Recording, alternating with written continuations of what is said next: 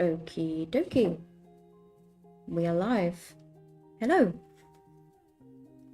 First official stream on Nerdy Miniatures. And of course it seems only fitting with starting off with a Christmas theme by painting the Tinboy.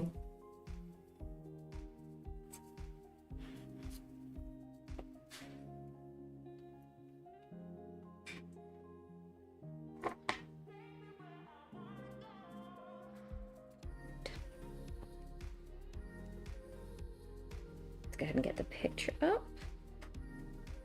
Wonderful.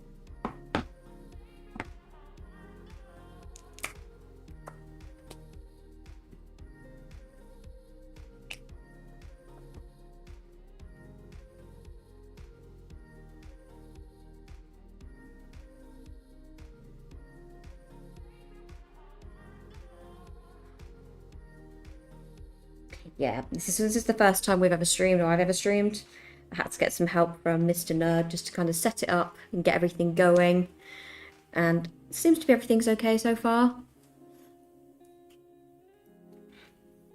But of course, if anything changes, just let us know.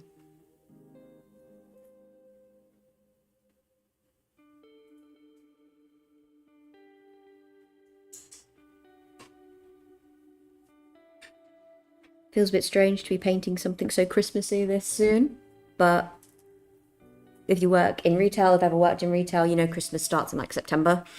So painting something in November, I guess, is actually completely okay.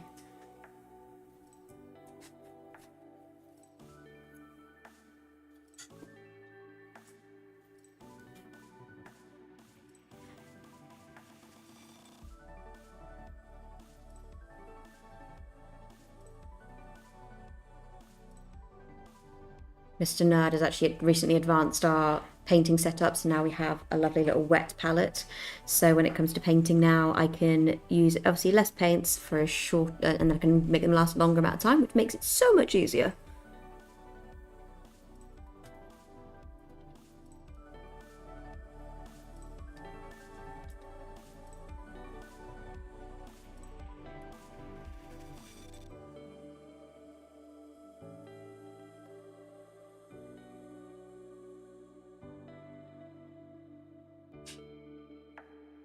Hope everyone is having a good day, a good evening, whatever time of day it is for you guys.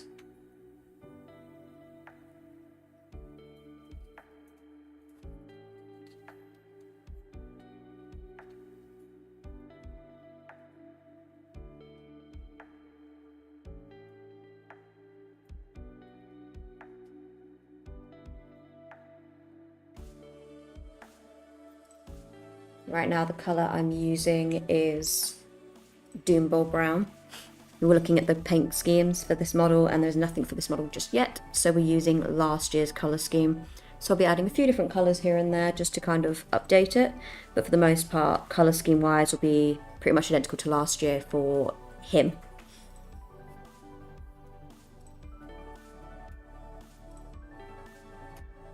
We actually tried really hard to try and get one of these last year and we just could not get our hands on it for the life of us.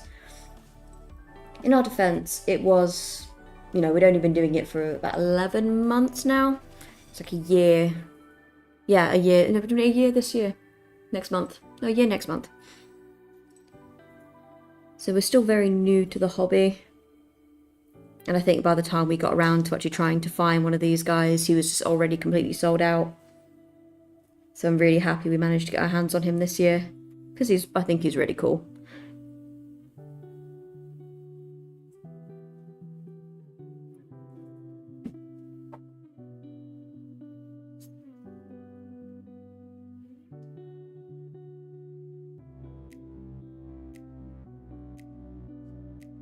Just to warn you, you may find a few guest stars appearing in the stream every now and then in the form of our cats. They do like to be very nosy whenever I'm sat at the table painting, so don't be surprised if they show up at some point. You've probably seen them in a few of the videos by now at this point as well.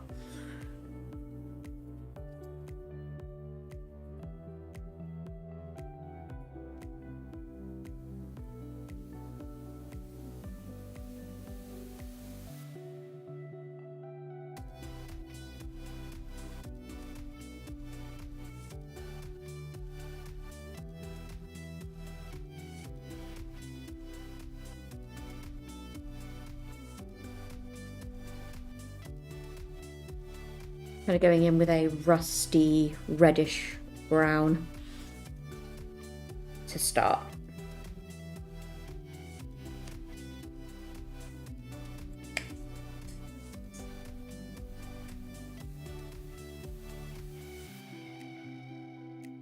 I'm just pulling up the picture on my phone of the red Gobbo, just so I can get a better idea for paints.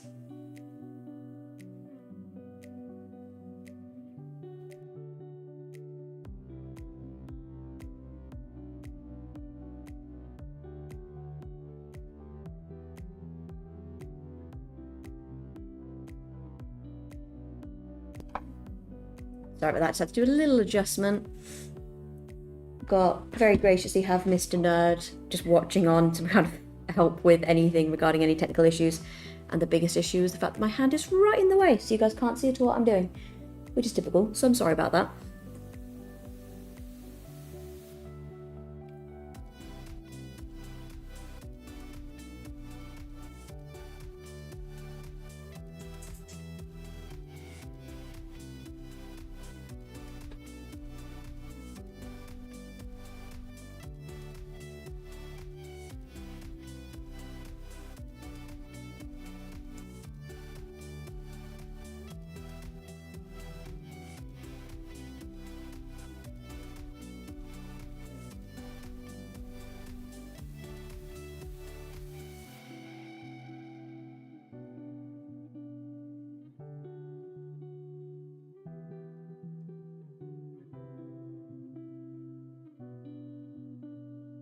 We recently just popped into our local Warhammer, actually, a couple of days ago. And they've started giving out the gift list. Don't know if you guys have been into any of your Warhammer shops recently or have a little gift list to give to your friends and family. But I thought that was quite a good idea.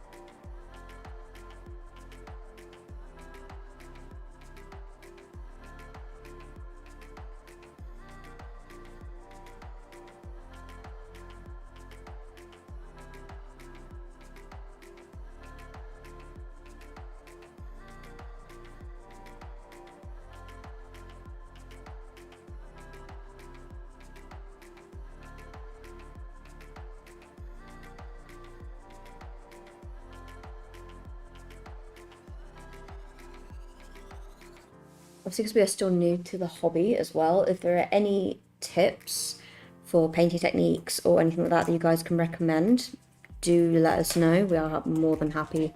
I'm definitely more than happy because I do a lot of the painting at the moment, and Mr. Nerd does basically all of my building for me. But if there's any painting techniques that you think could be beneficial to me, or things you want me to try, would be interesting to try, just let me know about that as well, and I'm happy to research them and try them out.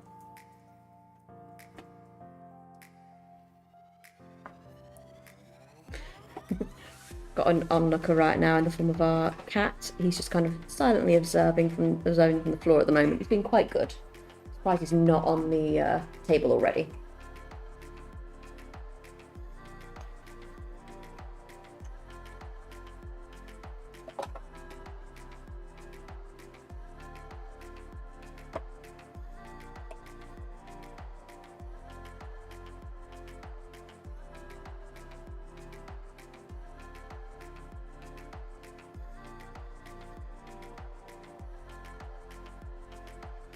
We also popped to Warhammer World the other day and picked up the Christmas gift set. I think Mr. Nerd saw it and couldn't resist. So it's the red Gobbo. We've got a mug and a coaster. And of course, it'd only be appropriate for us to use it today.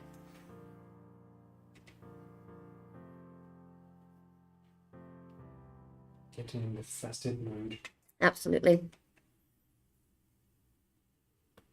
Put in the whites.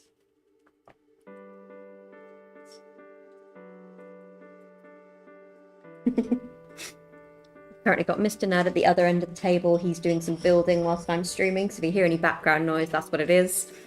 And now that he's started making noise, our youngest cat, Sid, has decided to come and join us. So he will probably make an appearance on the table. Oh, no, right now he's lying on the bench being a good boy. Right now he's being very sweet. Good job, buddy.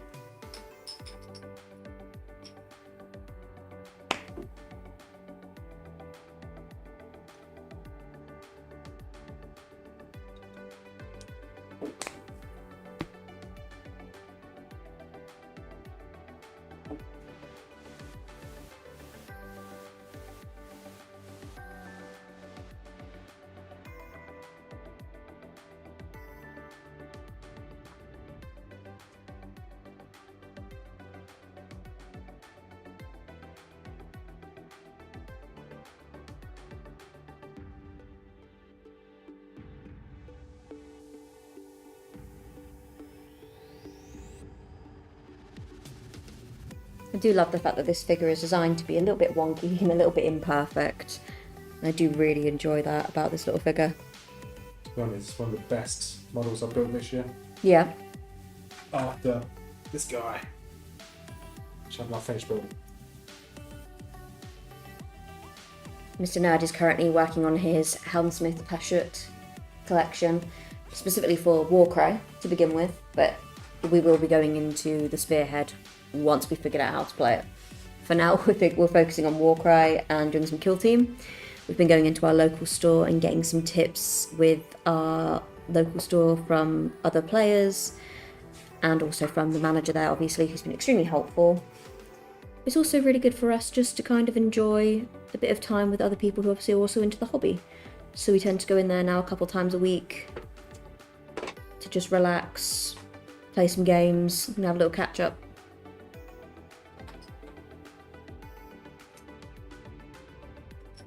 What is it the new kill team was called again? Dead Silence. Dead Silence. We drove all the way to our local store the other day to try and buy it because it went live at 10 a.m. We got there at 10:03 Pre-order. to pre-order it, sorry. To pre-order it because it comes out on the 22nd to pre-order it, and they've probably been open about less than 10 minutes and it was already sold out.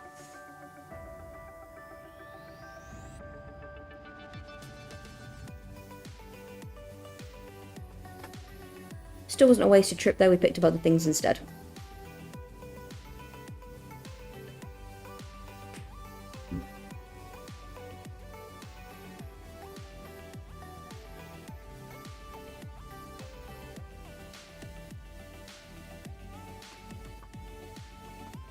I can hear any tapping. That's just stroking the cat to kind of keep him entertained. You let me build some Warhammer. I don't think he will. I don't think he will let you build a new Warhammer today. You may have seen recently on the channel we've been uploading stuff about the Arms on Parade boards, and I used a lot of wire and stuff like that for those, and the tiny little one, you saw it in the footage of him trying to steal the wires. He is just absolutely fascinated with, I think, anything to do with us crafting or any form of hobby. But if it's got a wire or anything like that involved, then he is immediately there trying to steal it. Has actually succeeded a couple times, been chasing around the living room a few times, trying to get stuff back from him.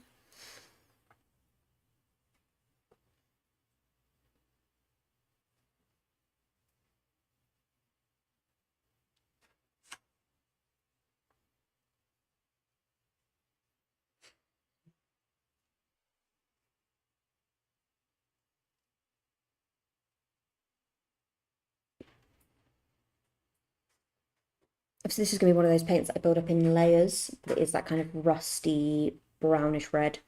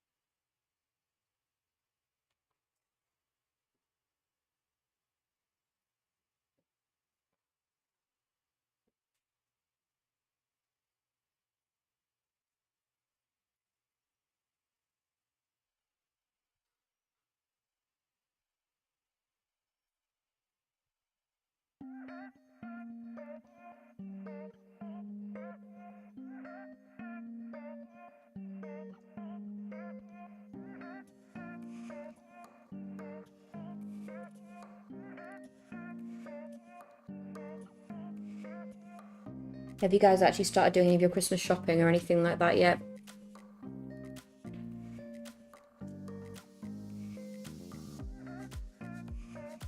Mr. Nerd has already purchased my Christmas present.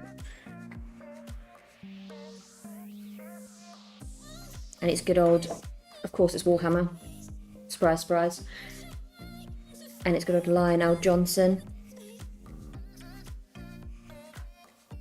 Because in the new year we're looking to start, once we've got our kill team and we kind of learn how to play that, we'll be looking at expanding and going into doing some 40k. Oh. The camera may be blocked by a giant fluffy thing, temporarily. Fluffy pantaloons. Fluffy pantaloons in the form of our cat. Oh, there it is.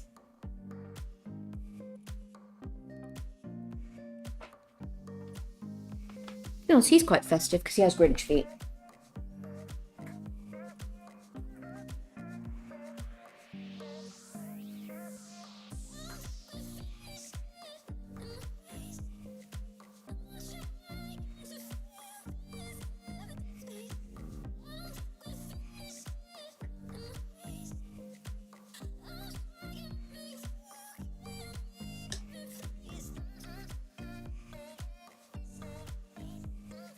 Brush a little clean off, move on to the next paint.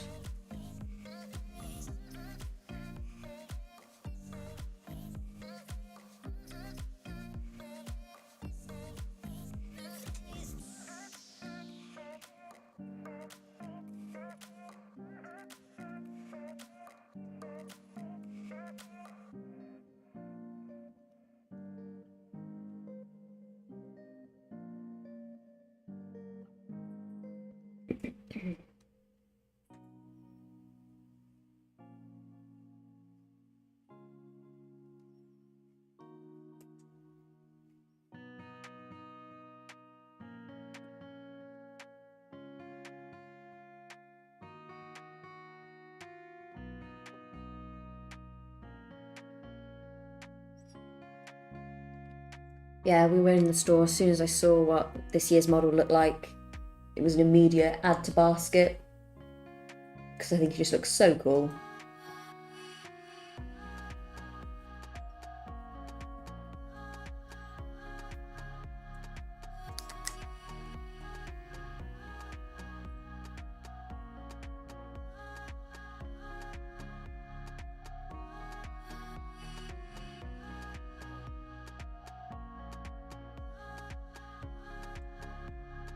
Moving on to some of his metallic elements now and doing his shoulder pieces using Retributor armor.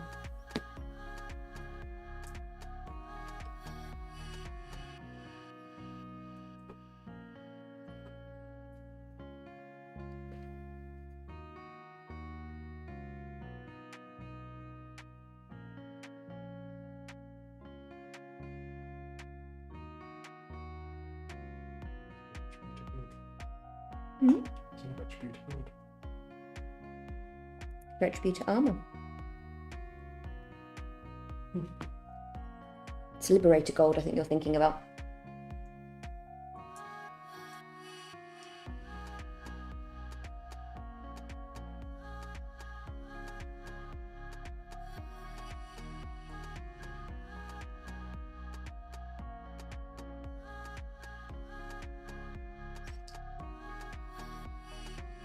I'll say, this is probably the fanciest Tinboy I've ever seen.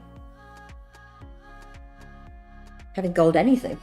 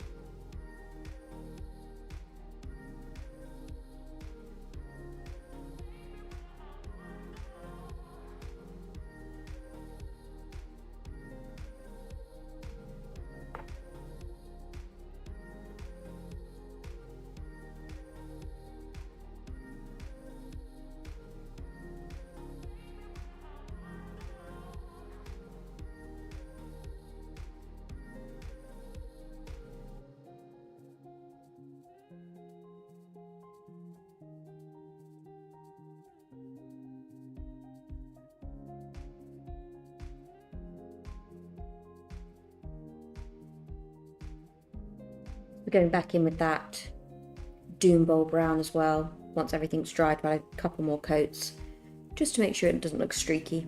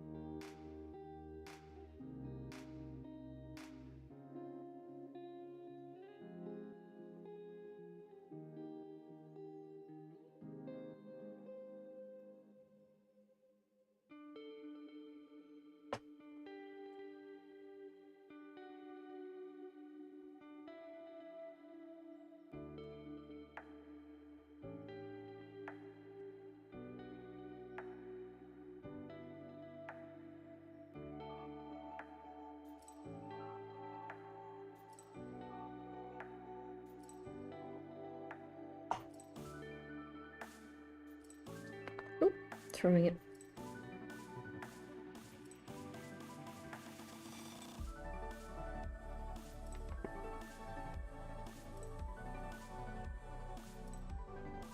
As you can see, there's some parts of the figure that are purposely left off so we can paint them separately and then glue them together at the end. But we're looking in his little toy sack, and inside his little toy sack is actually a tiny little guy.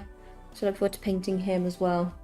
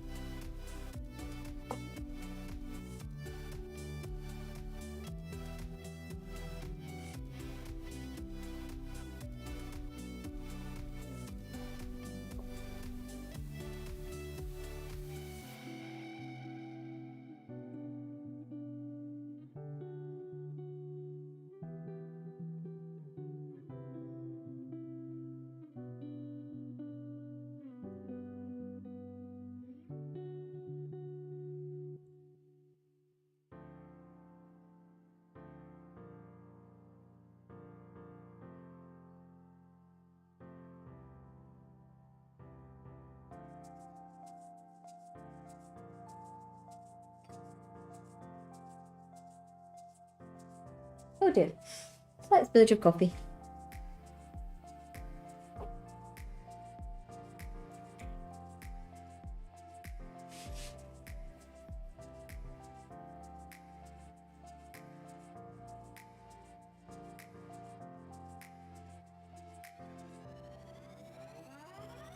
Got to the point now in this house, whenever I hear something move or get knocked, I instantly assume it's a cat first, person second.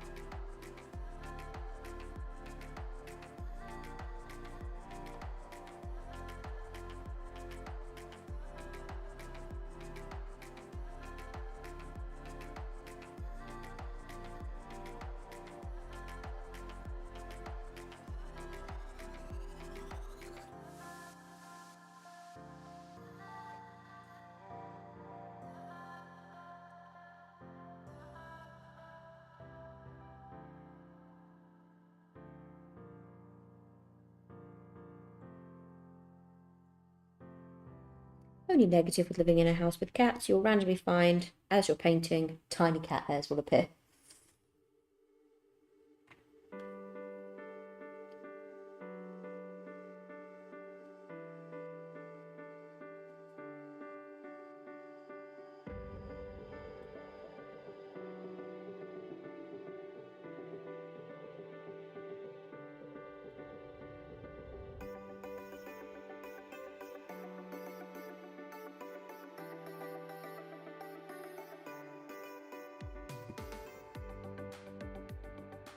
Hi, signed. I am in fact a lefty, yes.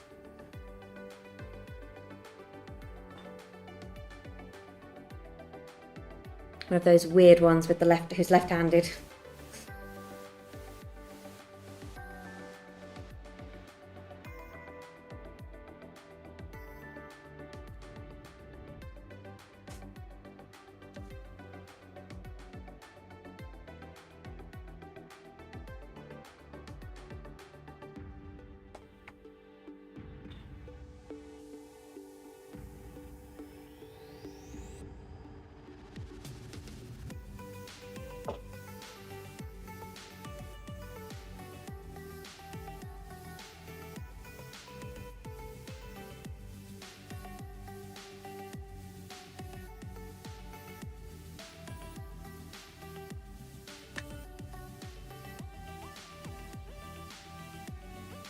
You are a fan of salamanders. We've talked about this before.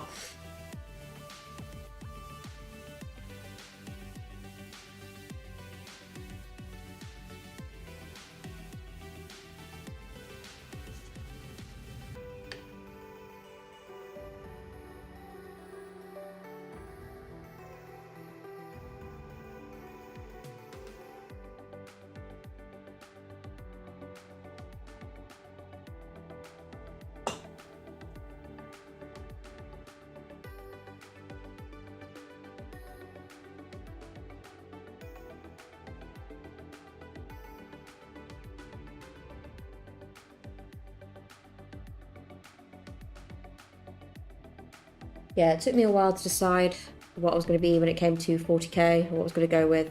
We've gone for Dark Angels. Mr. Nerd is still deciding, but he is currently he has been very fascinated by space communists.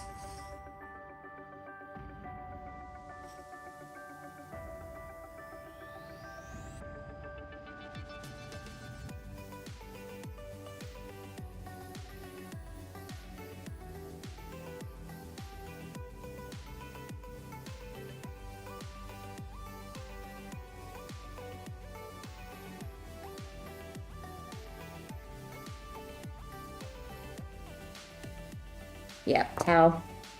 Tau the space communists. Good grief indeed.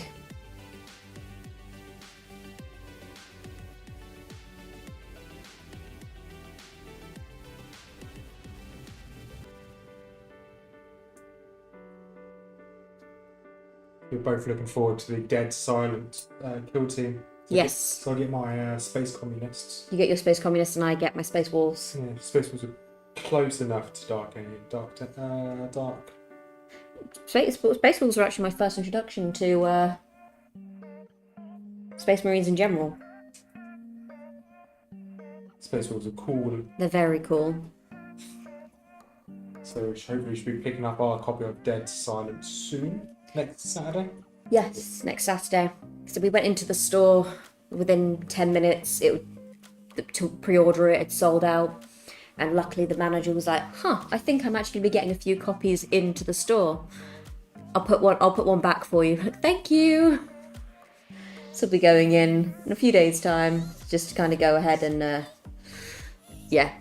pick that up when it eventually comes out.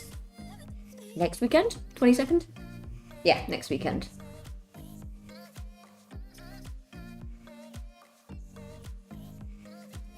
I also hope they turn them into space beef. Whoa. My space communists are cool, okay? Yeah, but they just look cool. Yeah, they do look really cool. That's the only... Sometimes if they just look cool, then that doesn't mean anything. Cool factor's half the game.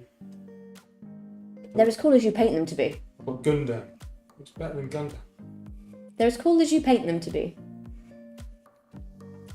Also, I am not only a disembodied voice in the background, I'm also making Warhammer. Yes, Mr. Doe's at the other end of the table making Warhammer, so if you're hearing some little echo, it's him. He's at the other end.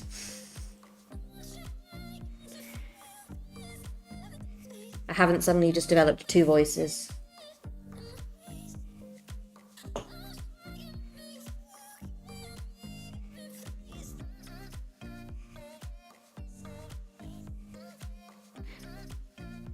Yeah, I think with our local store's manager, he was like, "Did you guys come in just to pre-order that?" And we're like, "Yes, we did."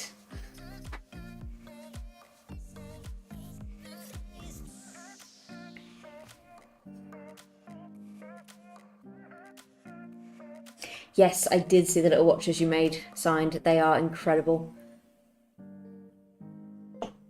I like them a lot.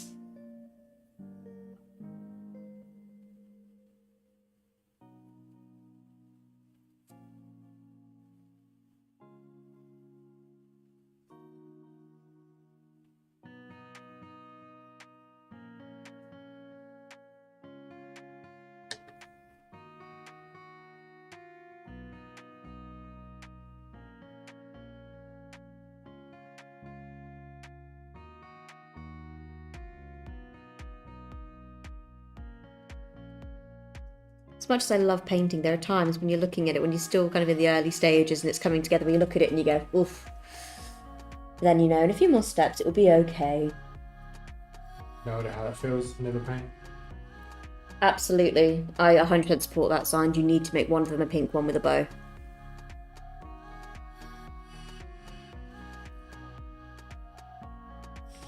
Yeah, at the moment our dynamic is Mr. Nerd builds everything for me and then I paint it.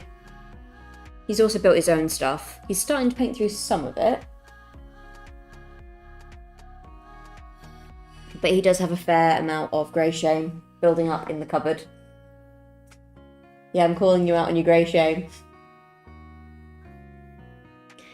To be fair, most of it is Battle Strategy game Middle-earth. stuff, and we currently aren't focusing on that at the moment, so it's understandable. So I'll let him off for now. That's great.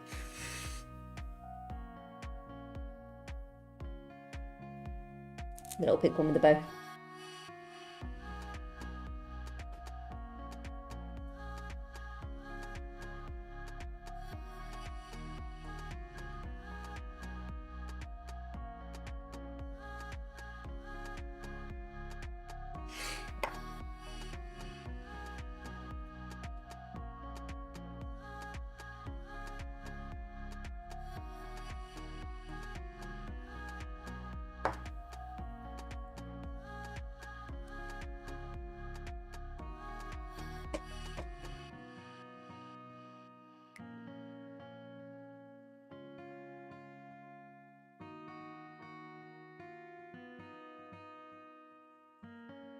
Sometimes I think the most enjoyable hobbies are the ones where you just get to make it your own thing, which obviously is most hobbies, but in this, where everything's supposed to be quite scary or kind of ominous, it's quite nice being able to make things cute.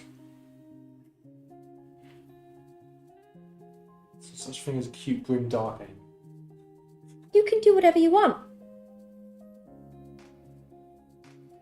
Hence why I made an entire collection of Sailor Moon Marines.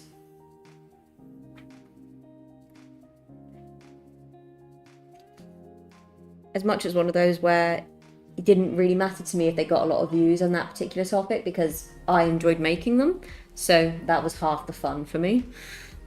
And any views they got were just extra. Glitter, absolutely. I think everything needs a little bit of glitter.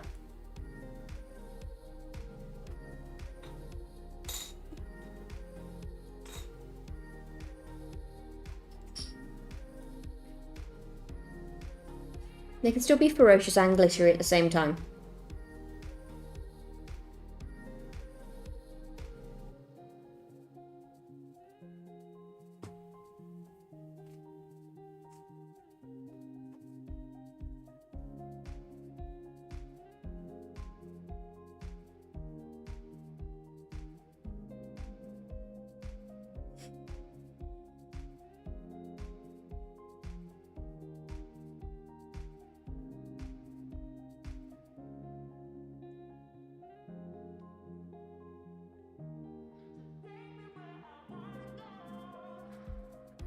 Almost says excessive. Almost. Doesn't mean it is, though.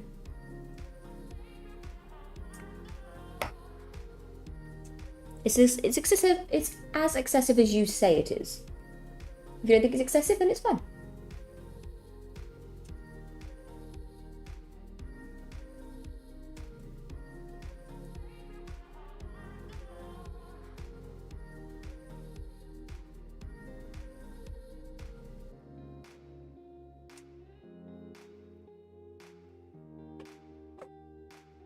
I also had a bit of a plastic nightmare last night. Oh, yes. Yes, you did. We're making some infernal razors, which are...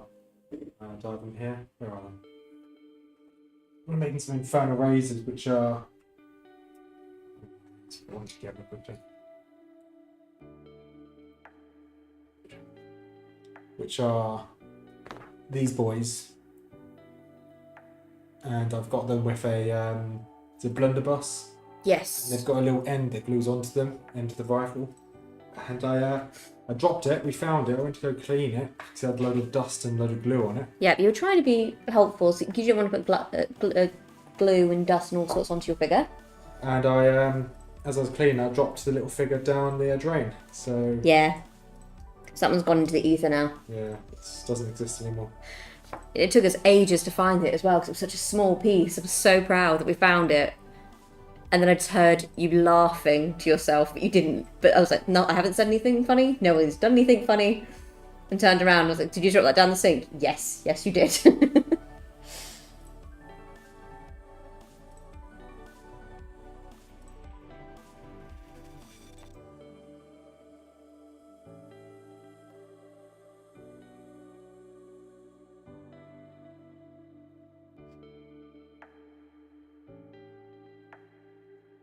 I grew up in a family signed where people used to just fill birthday cards and stuff with glitter. So you'd open them and just have glitter explode everywhere. Heretics. So, you know, just having a little bit of glitter here and there, it's not that bad.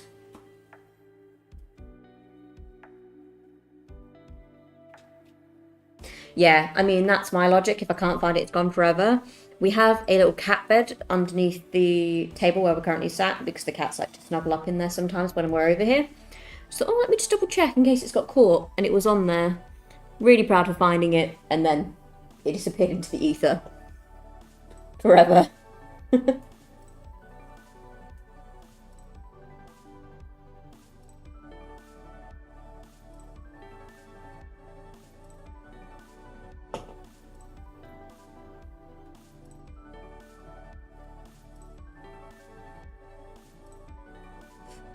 Yeah, glitter is worse than sand.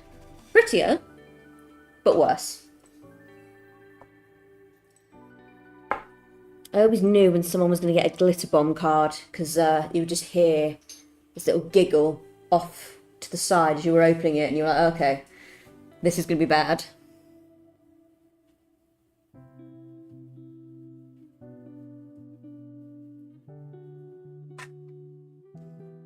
Got to the point for a period of time where you just end up opening your cards outside. Still found it all over me, but at least it was less in the house.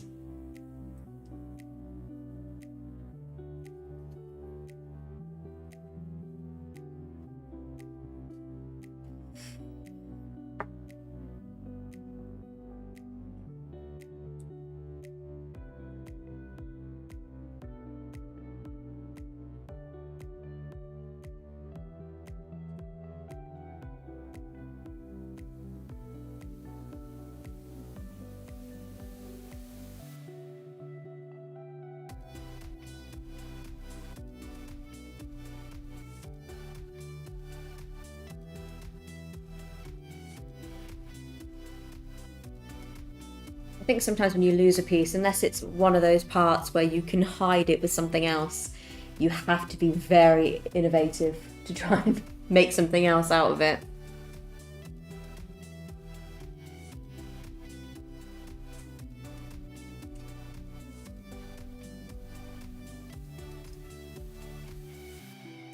I mean, I understand that, but equally, it means the cleaning crew are constantly doing their job, looking for glitter.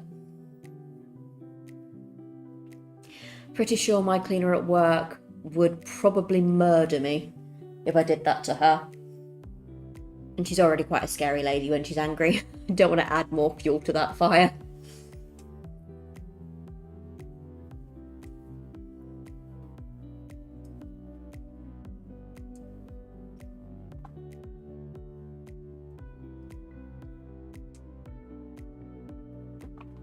Little tea break.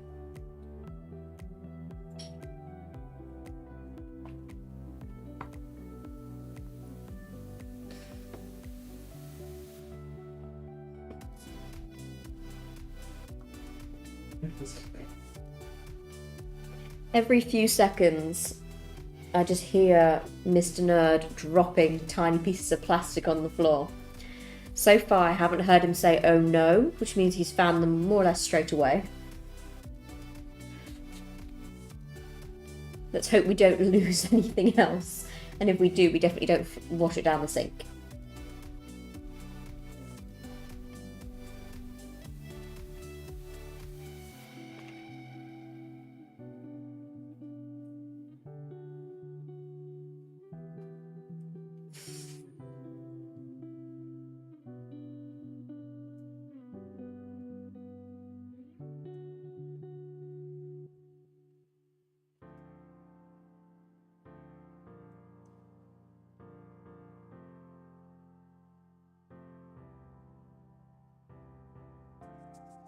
Splash zone was too big, signed. That's why. Splash zone was too big. Far too big.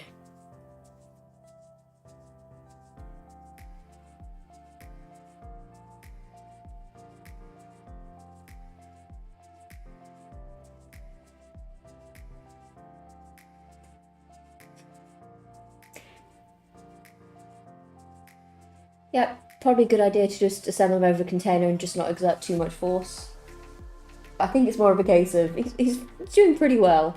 It's just like the very tiny pieces where he'll just kind of touch it and it'll just flick off his finger wrong when he's trying to shave it down to kind of get rid of any of the little stray pieces so it looks as smooth as possible. And to be fair, I'd rather he drop the piece than cut his finger trying to keep hold of it. Blood for the blood god. No blood for the blood god. It is a sacrifice. No.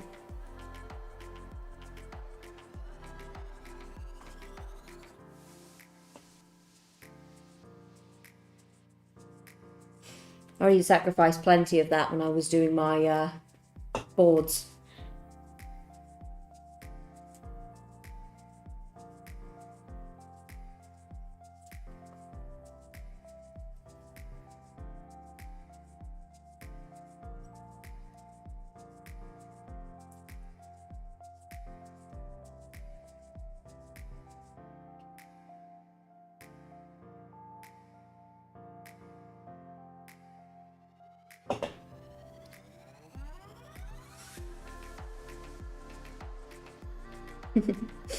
Yeah, Corn was very pleased after the last board because I had to use acrylic. And yeah, to say I cut myself a couple times breaking off that acrylic, that was pretty painful. It is a warsmith, yes. A little Hashut cohort. What's it called? Infernal cohort, that's the word. Could not remember the word infernal for the life of me then.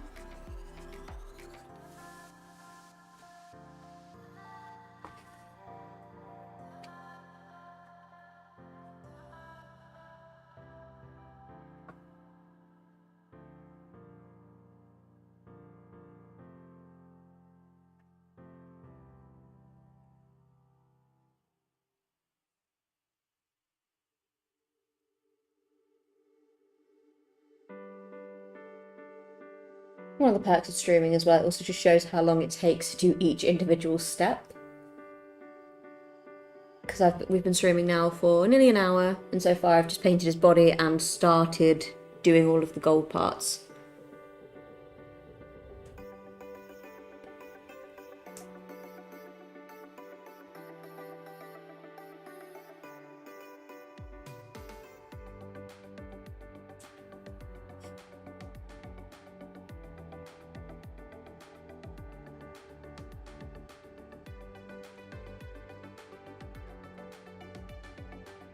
To be honest, in many ways, I actually quite enjoy using the, doing a lot of the bases actually. So I've done a few base tutorials on the channel, not for anything else other than just to experiment with them and have a little bit of fun. And they've all been really enjoyable actually.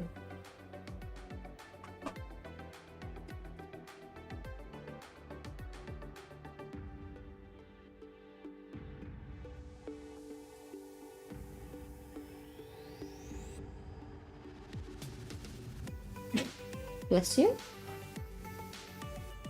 You cannot help having a sneeze.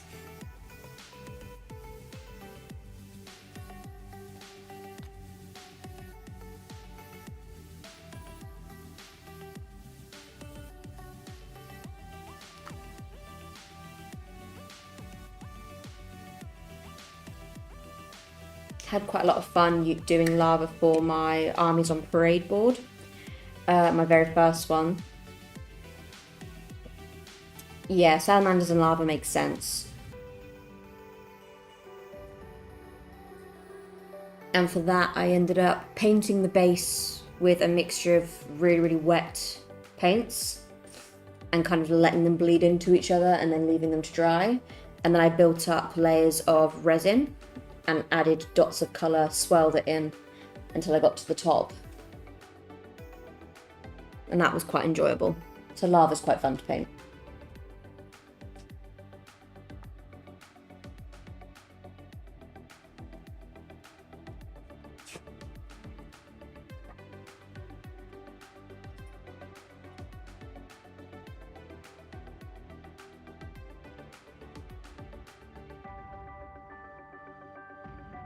Mud, grass, and glitter, obviously. Can't forget glitter bases.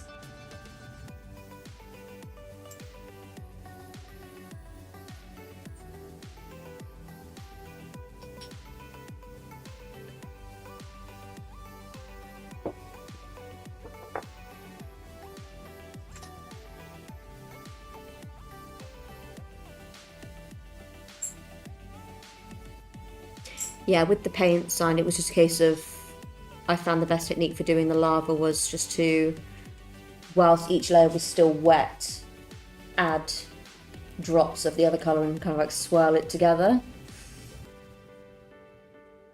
But it's quite forgiving actually, because you don't have to make it neat, so that is the perk of doing messy bases like lava.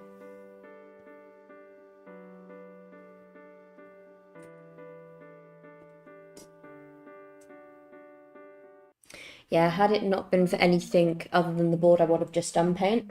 But since it was the little board, I wanted to do a little bit of a little extra something, and it won us 3rd place. So I think we did quite well there, actually.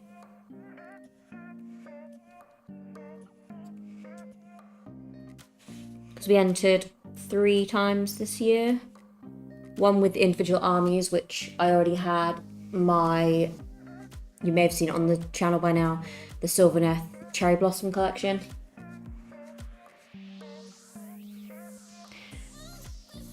So I applied that for the first one, and the armies that it was going up against were miles and miles ahead of what I created. Not that I'm not proud of what I created, but it's understandable I didn't win anything that time. Second time, when we went in, the people were going around judging them as we were there, and people just kept asking how I did my cave, and it was quite enjoyable just kind of be able to tell people how I did certain steps, and had people having a genuine interest in it in person.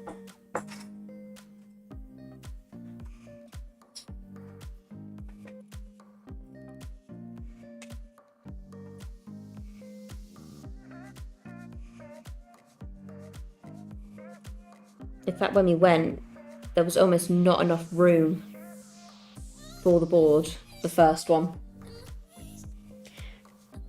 Because it was, I can't remember how many entries he had now.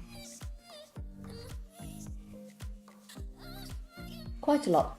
But the table was already full when we got there. He looked a little bit shocked seeing the full parameters of the board, which were the full 2 feet by 2 feet. It was 2 feet by 2 feet, the first one. Was it 2 feet by 1 foot? Yeah, 2 feet by 1 foot.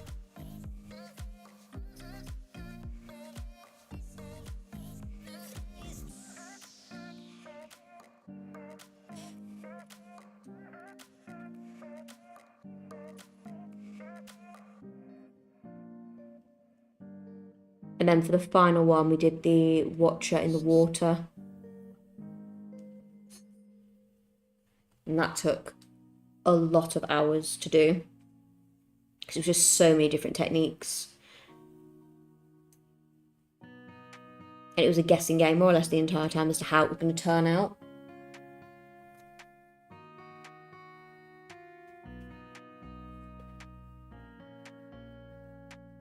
A corn themed thing. Ooh.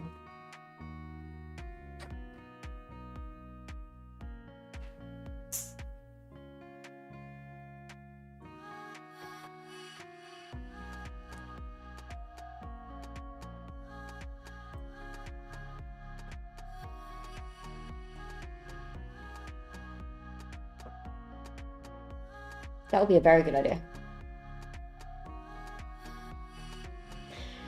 Yes, it took a very long time. There was multiple times where I was talking to Mr. Nerd, and he was like, how are you still awake? Because like, I'm still working on this board. He said, you should probably go to sleep. You have work tomorrow. I was like, yeah, you're right, I do. And then just kept going.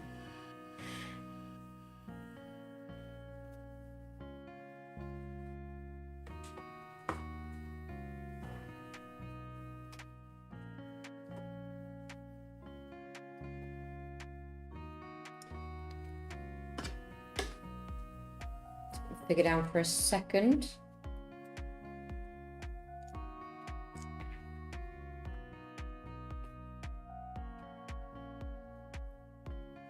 pop this down here for a second.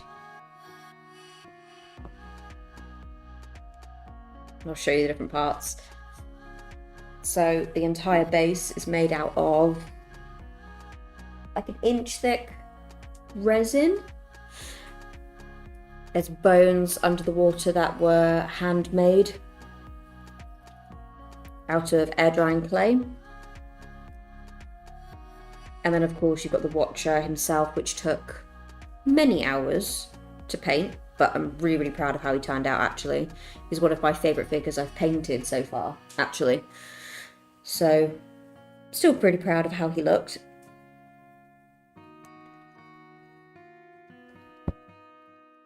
Slide over a bit more, you can kind of see the cave. The cave was entirely made out of expanding foam, which was about 3 days, 2 days of drying, applying and drying, and then having to cut that down to shape it to fit the board.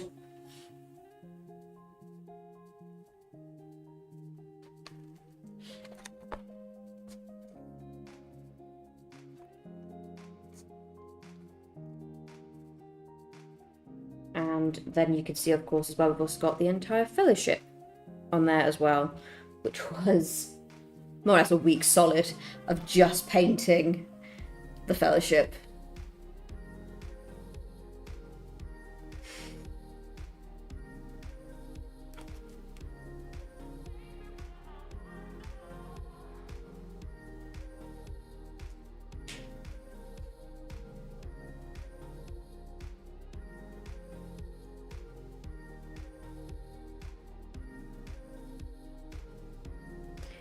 Sadly, that one didn't win anything, but I'm still really proud of it.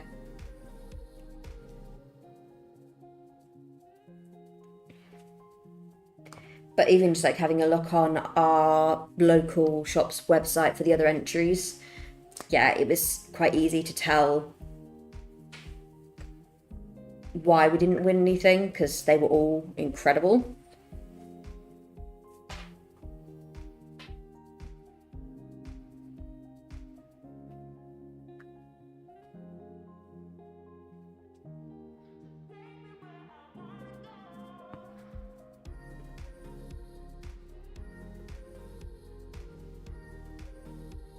But thank you, signed.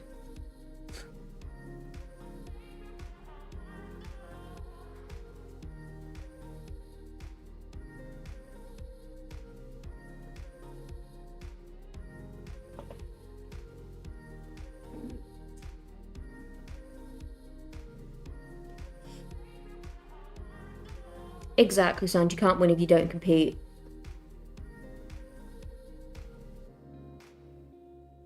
And I think a lot of people, the owner did say, like, a lot of people who did vote for the board was specifically just because it was like nice to see something that wasn't just the Warhammer stuff. They wanted to see some Middle Earth stuff.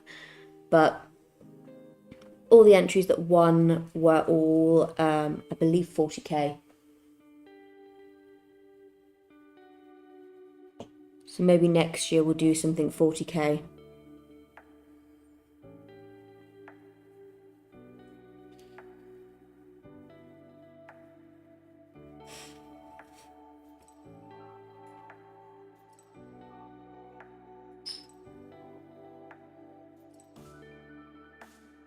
So yours was the opposite of ours, signed. I think almost every entry for us was 40k. And then the only other person who came, the one where we actually won something, almost all of them were 40k except for mine and one others. Everyone else did 40k. So ours was a very 40k dominated store this year for that.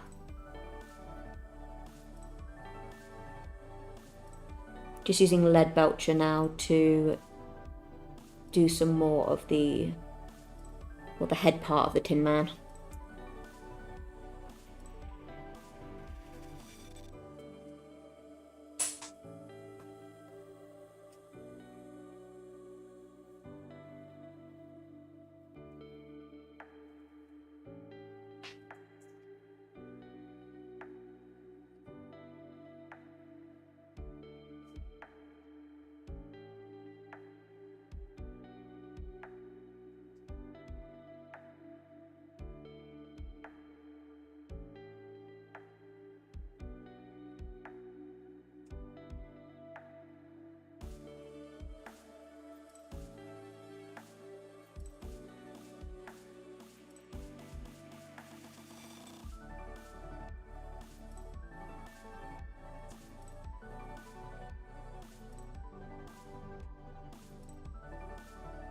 Yeah, that doesn't surprise me at all. I mean, I can't even think about how many pots of lead belcher we've gone through. I think we've gone through most of Null wine. I think we drink it as well for dinner. Yeah. Null I think our oil most used are lead belcher and Nuln oil. Yeah. I think those two are understandably popular.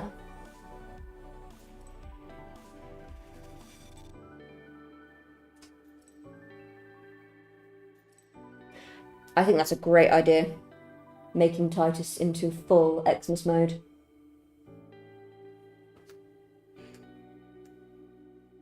Basically just making him into a Warhammer Santa Claus.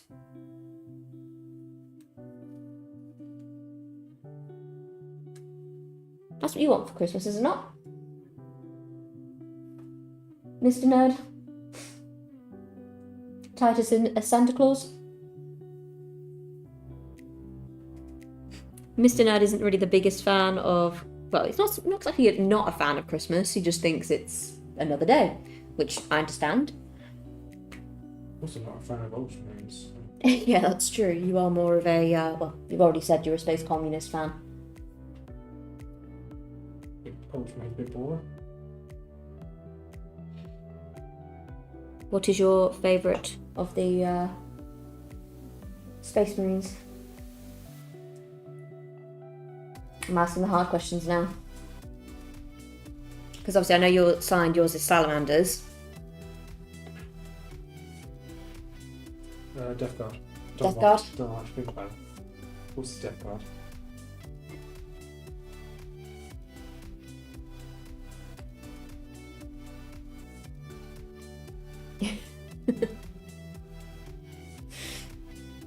Yeah, I think painting anything with faces is immediately amplifies it and makes it more of a challenge. And Blood Angels, yeah.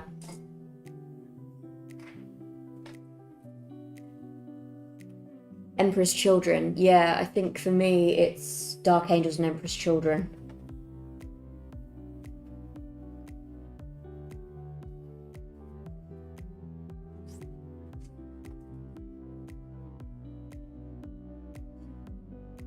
I don't know if you've seen any of the entries for Golden Demon this year signed, but Mr. Nerd and I were looking at it just the other day, and some of them are absolutely incredible. Don't think we're at that level yet, but eventually, with time, we'll get to Golden Demon level.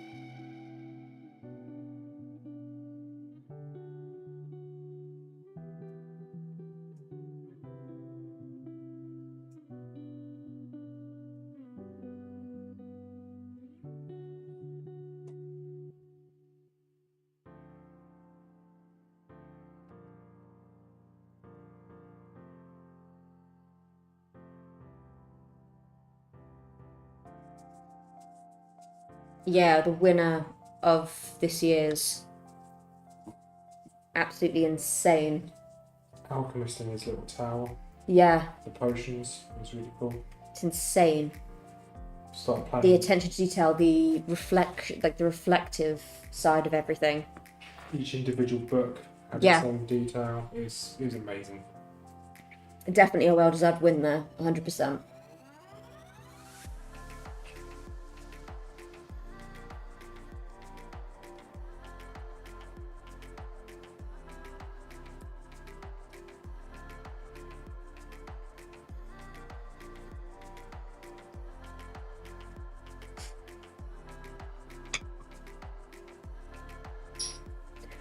Ooh, Slanesh figures will be fun. Or traumatizing, one or the other. Hopefully fun.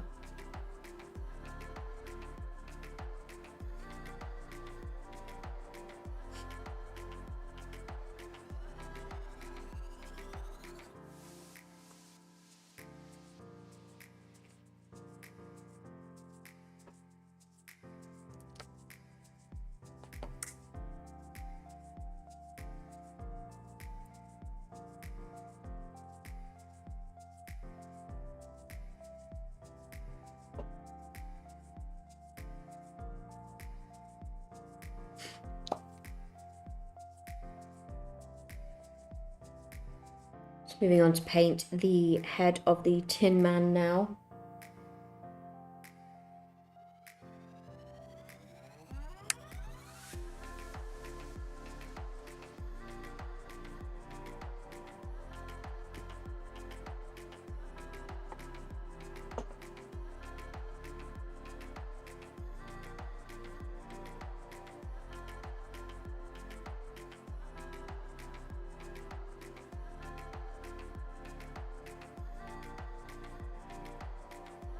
Since this guy's a little bit dirty, he's not exactly the cleanest looking figure, I'm going in with Rakarth flesh for that rather than any white.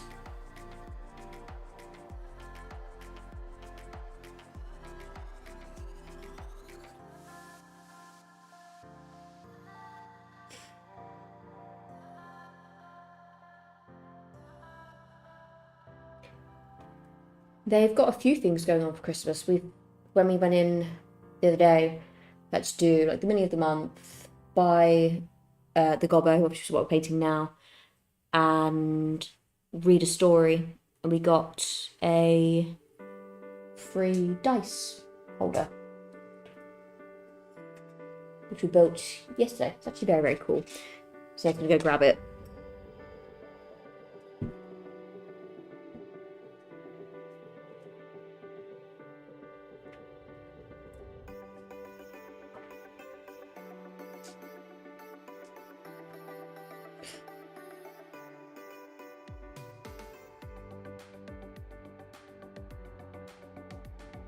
Yeah, you have the dice holder. It was a challenge. It was like, if you can do these 3 things, you get this for free. We were like, right, we are only here for a short time, but we are doing all of it. So everybody who has not seen it, this is what the dice holder looks like.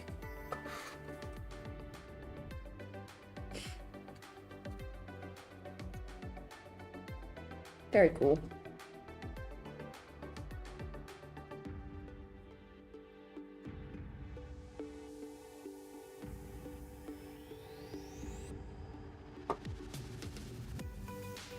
We'll try and sort that for you now, Ballistic. Thank you.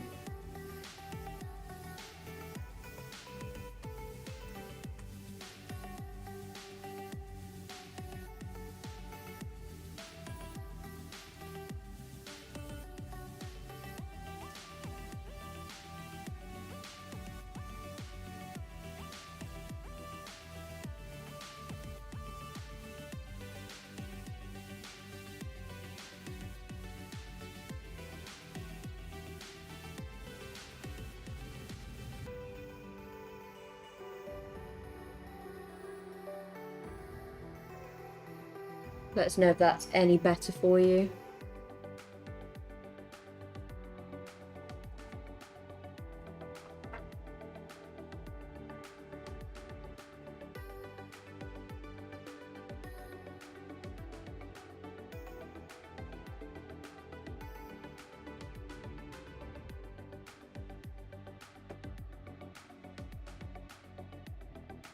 Yeah, ours was free, but it was like you had to do a few little things to get it for free. So it's like you had to do the mini of the month. You had to, you didn't have to buy one of the the Gobbo, but it was like one of the things you could do.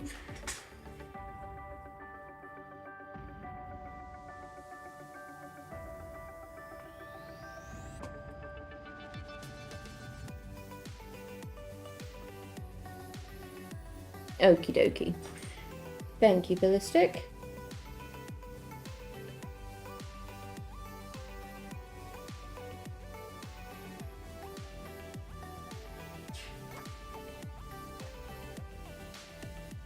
How are you doing today, Ballistic? Hi, Summit, how you doing?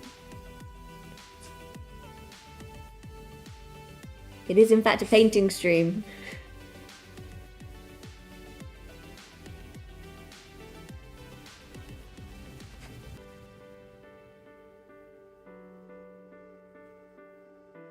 Yeah, Mr. Nerd was going to do some of his streaming tonight. He thought, no, I think it's time we do some painting streams. So we started on this.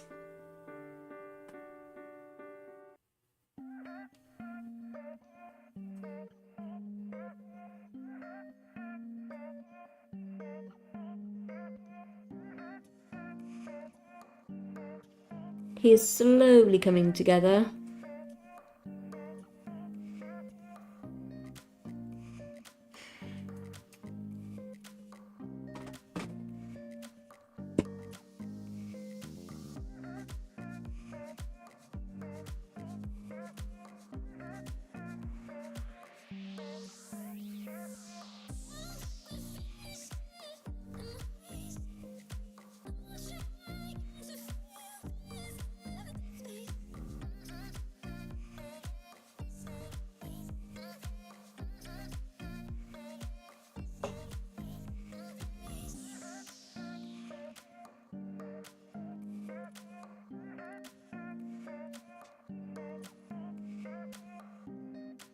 So far, I'm actually surprised we haven't had more cats trying to join the stream so far.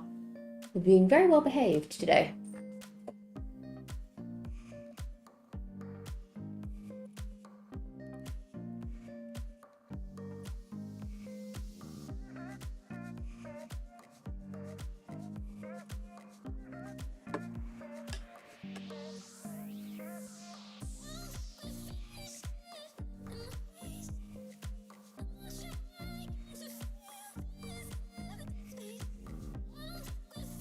Oh, I'm really sorry to hear that, Ballistic.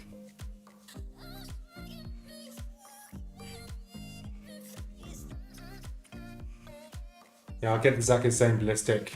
Reason why Mrs. Nerd does most of the painting. Yeah. Because medication I'm on, I get shakes, so I can't really paint. Yeah, the person talking in the background is Mr. Nerd. He's just off to the side at the moment. He is building some Warhammer. So this tends to be our system, the way we do it. I do all the painting, he does all my building and his own building. So My grey shame is piling up. Is enormous. Yeah, your grey shame is enormous. But I have offered to paint a few of them for you. But it's certain ones that he wants to paint himself. But mostly the Middle-earth stuff. He'll do like 1 or 2 figures by himself, and then he's like, do you want to just do the rest? And our answer will probably be yes. But I don't mind that. I'm happy to do so.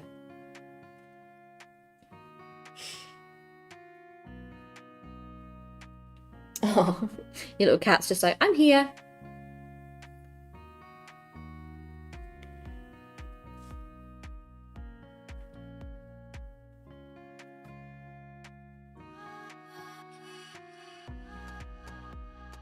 We have just periodically we've got 2 ginger cats. We have the old girl, just occasionally jumps up, does a head count, make sure we're both still here, wanders off, and then our 8-month-old kitten, who's just first was trying to eat Mr. Ned's Warhammer, and now he's bored and he's wandered off somewhere else now. He's trying to help with your grey shame pile by eliminating it. I'll just throw it down the drain like I did earlier. Yeah, so earlier on, you may have missed what we were saying. Mr. Nerd was building some figures yesterday, and he dropped probably the world's smallest part. It took both of us being on the floor to find it. Finally found it. Had a bit of cat hair on it. Happens when you have a house with cats. He took it to the sink to give it a clean off, and ended up washing it down the drain. So, yeah, that was fun. What do I want to paint next? Oh, your cat is so cute, signed. She really is.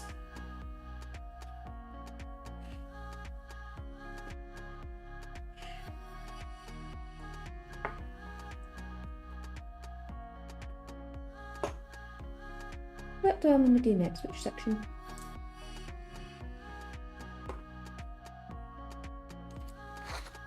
Let's move on to these small pieces for a minute. We'll let the big one dry.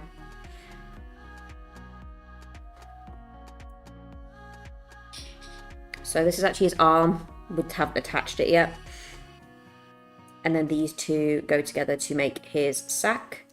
But inside the sack is a little guy. So I'm going to enjoy painting him. Yeah, it did suck. Only thing is, though, it was one of those things where I couldn't help but laugh about it a little bit. It was just like, oh, really? It's with the Emperor now. It is with the Emperor now.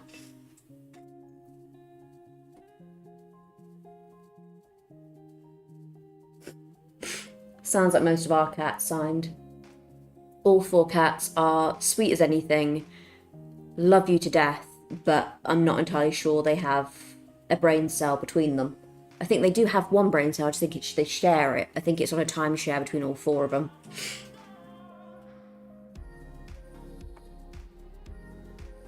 Let's do his arm first. But the bag's really cool. The bag is really, really cool.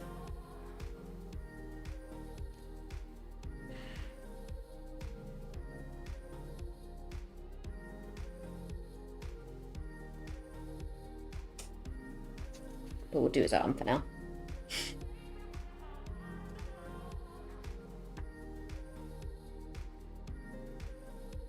Perks of this handy dandy wet palette that Mr. Nad's picked up is that this paint that I had from earlier, the Doom Brown, is still wet. I think they do. I think all cats share the same one brain cell.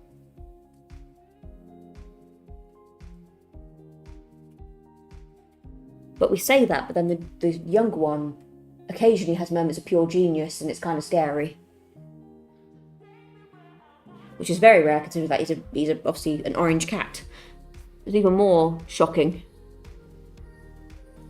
So it may seem like Mrs. Nerd's talking to herself. One of our friends signed she can't put comments in YouTube for some reason. So we're talking via Discord. She's messaging us in Discord. So Mrs. Nerd's not going completely crazy. She's going crazy. I'm a little bit crazy, but not that crazy. But yes, I'm talking to you guys through 2 different channels? Yeah, sure. Platforms. There you go. Platforms. Yeah, these brushes picked up from Amazon. Yeah, inexpensive. Really, really good. Yeah, same as the wet palette. It's about 20 quid for it all. Yeah, like I said, it's about £20. Really not that expensive, and have been a lifesaver since we got them. So we're both new to painting and Warhammer. So we flood the brushes a lot. So Yeah. it makes sense to get cheap brushes and just get through them. Although we are getting better at that now. You're getting better. I'm getting better. I need a paint to get better. That's true. Stuff you do paint is really, really good. It just takes you a while because, 1, you want to focus on detail, and 2, because of your shakes. 8 hours to do one model. Yeah. There's nothing wrong with that.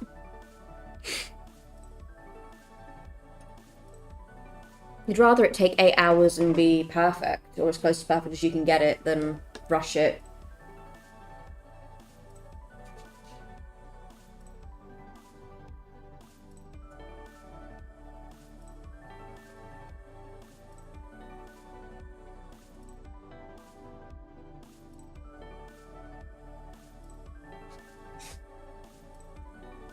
Surprisingly, I actually like these brushes as well, although they're cheap. You've got a little beveled edge, so you can better at holding it. Yeah. It's really useful. Even for the left-handed Mrs. Nerd. Yeah, especially because finding left-handed anything is difficult, but these are actually really comfortable on my fingers and on my knuckles when I'm painting.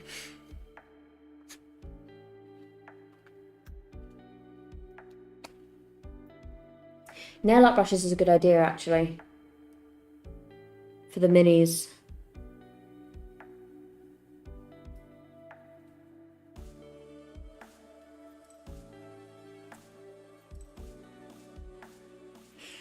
That's actually what I ended up using for my first Armies on Parade board. I did a little bit of airbrushing, and that was actually a makeup airbrushing kit.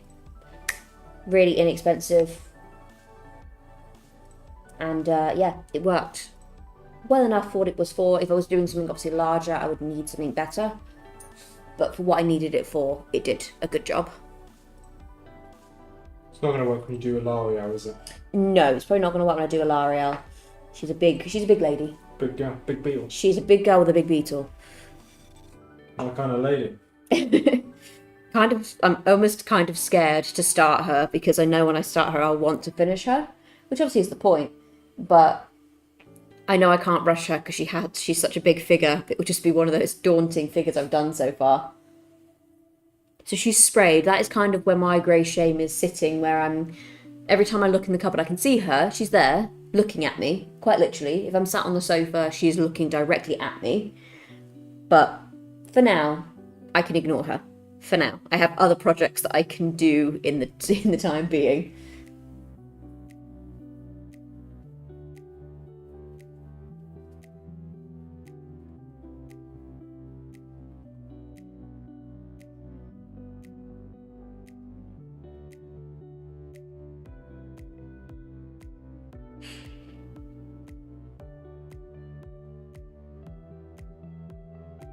Yeah, it's quite nice doing a little stream of the painting as well, because we've been doing this for an hour and a half.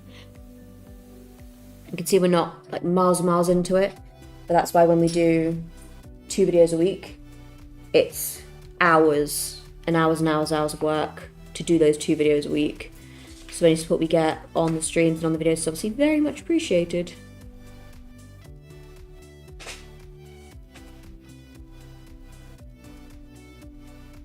Amount of times I've got home from work, gone, oh, I'll do a little bit of painting now.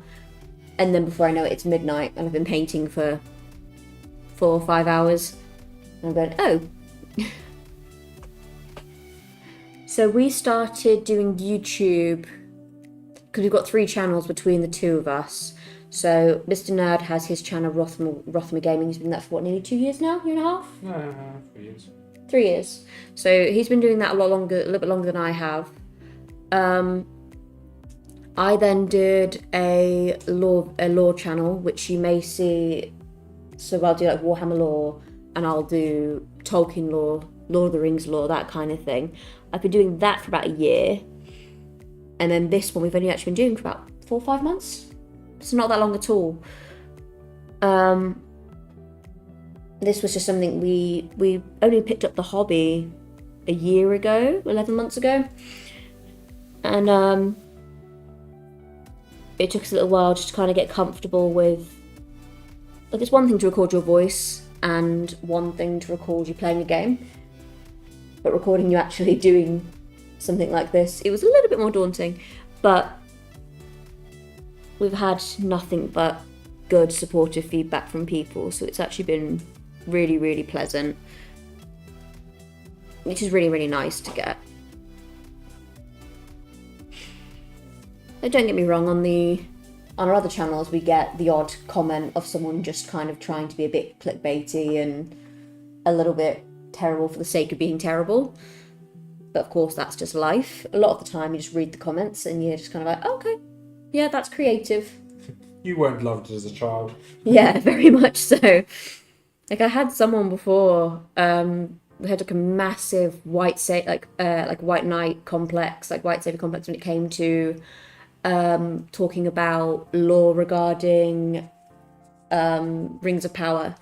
And it was one of those things where it was obviously a popular topic at the time, so I was covering it because, you know, people were watching that kind of stuff. When you post anything on YouTube, you tend to get you get like references, you get inspirations, you get ideas of stuff that's trending at the moment. And I covered Adar, who I think, as far as like Rings of Power character goes, he was quite a complex character, quite an enjoyable character.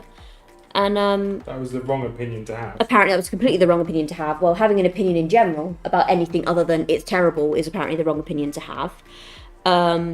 And this guy wrote about 3 paragraphs just trying to explain to me why I was wrong without giving me any valid reasons as to why I was wrong. You also so I found it weird that as a female doing YouTube, yeah, you get like people that personally attack you. Yes. Which I don't have on mine. No. You get people saying, I hate your voice or stuff like that. It's like, well, if you don't like it, don't watch it. Yeah. Yeah, that's the most common negative comment I get, is people just saying my voice is annoying or it's irritating. It's like, okay. How do you think I feel? I'm married to her. Happy for you. You don't have to watch me. And for the most part, I will just ignore those comments. But the other one I get, especially recently, is people going, listen to her pronunciation, it's terrible. She's clearly AI. And I'm like, well, thank you for thinking I'm AI. I'm not that intelligent. But no, this is just how I sound. Thank you, Sound. I appreciate it. because at the moment we're doing the 3 channels, whilst both of us are still working full time, work 5 days a week, minimum for me. So it's like 8 hours a day sometimes. Yeah, AI confirmed, Summit, 100%. Beep, beep, boop, boop, beep. I mean, for Mr. Nerd, his days can be as long as 12 plus hours, depending on what he's got going on. But we're still committed to doing this so that when it comes to like our future, we can hopefully do something like this full time. That would be that's the ideal of it anyway, because the painting and the lore stuff, it's something we really enjoy, obviously. So being a woman on a public platform is daunting, but you're still doing it. You've got adamantium balls. I think so. Thank you, signed. I did, but then I also get creepy ones, don't I? You do get really creepy people. I had one before who I just updated my my photo to on my lore video to like an elvish version of me, all cartoon and animated, but it just looks like me. And I had this random person out of nowhere on every single video without fail going, oh my goodness, you're so beautiful and your voice is so beautiful. And I'm like, you can't see my face, just my voice. You're going off the fact that I'm pretty based off of an AI generated photo. And it was getting a little bit out of hand, a little bit creepy. His comments were going from just being like supportive to being just straight up trying to be flirty. And then the minute I confirmed that I'm in fact married, he stopped commenting altogether and just disappeared off the face of the earth.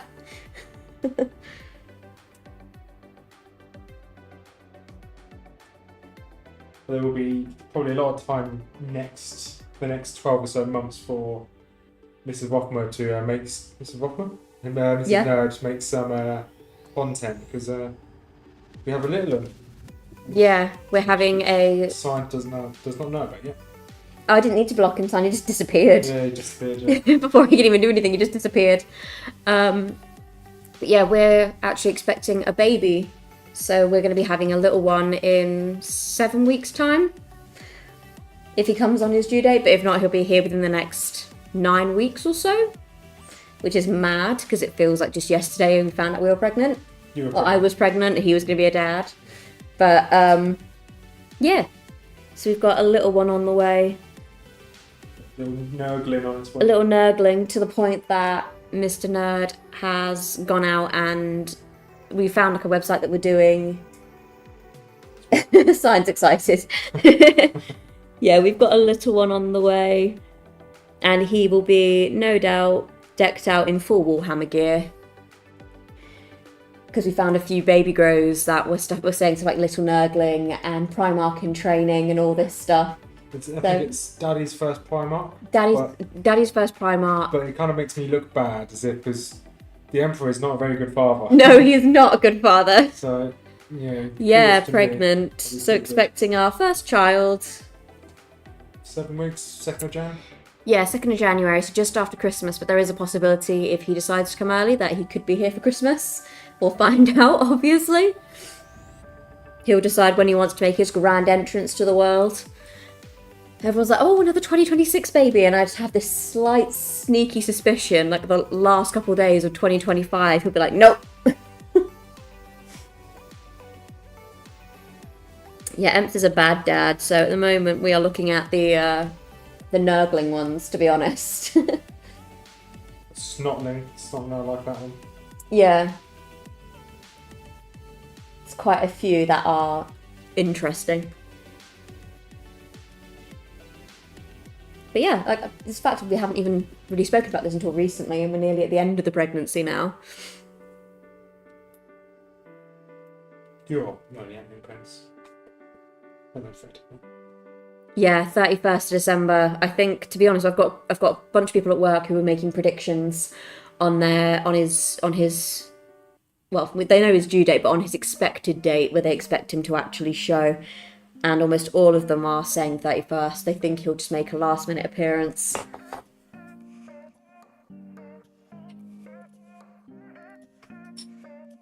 Yeah, anything No, we've known for a while. We just haven't revealed it on any form of social media until recently.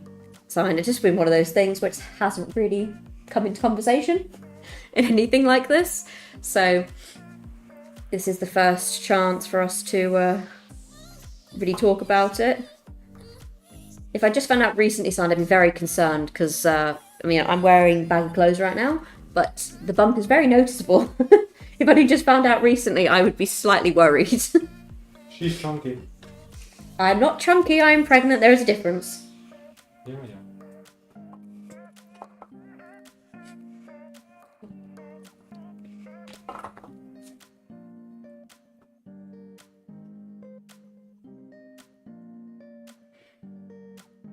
But he's just like a very chilled little dude at the minute, so every now and then everyone's like, oh, are you feeling him kicking a lot? I'm like, no, not really. They're like, oh, is that not scary? I'm like, he just doesn't really do it. He hasn't really done it since I've been able to feel him. He just likes to sleep a lot.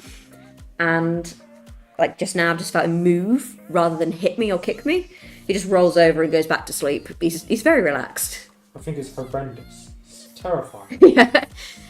Mr. Nerd finds it absolutely horrific because it reminds him of Alien. It's a xenomorph.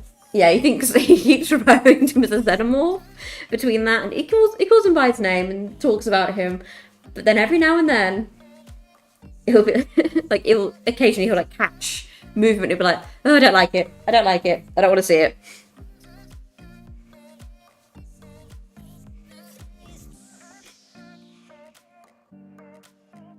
Yeah, I'm hoping for a healthy one who will never play Tau, says someone. That's the thing, we've obviously got ours, we've got our first armies, now we need to look at whatever his first army is going to be. If he's an orc player, he's going to the bin. Can't play orc. Can't play orc, not allowed. Can't play Just need another paintbrush.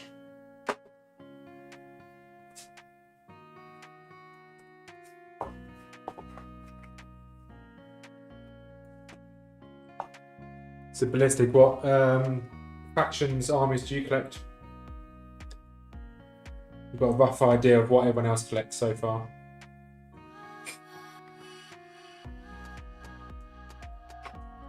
Or are you just kind of a bit of everything?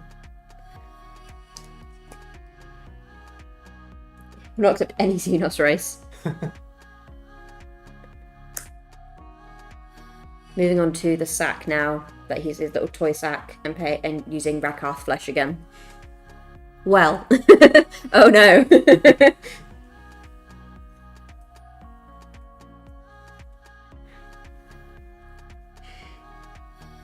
Could be a hell of a list.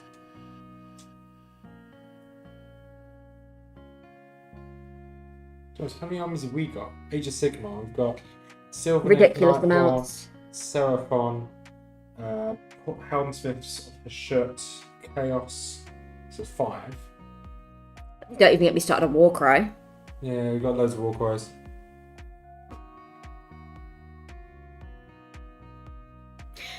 For us, it was a case of...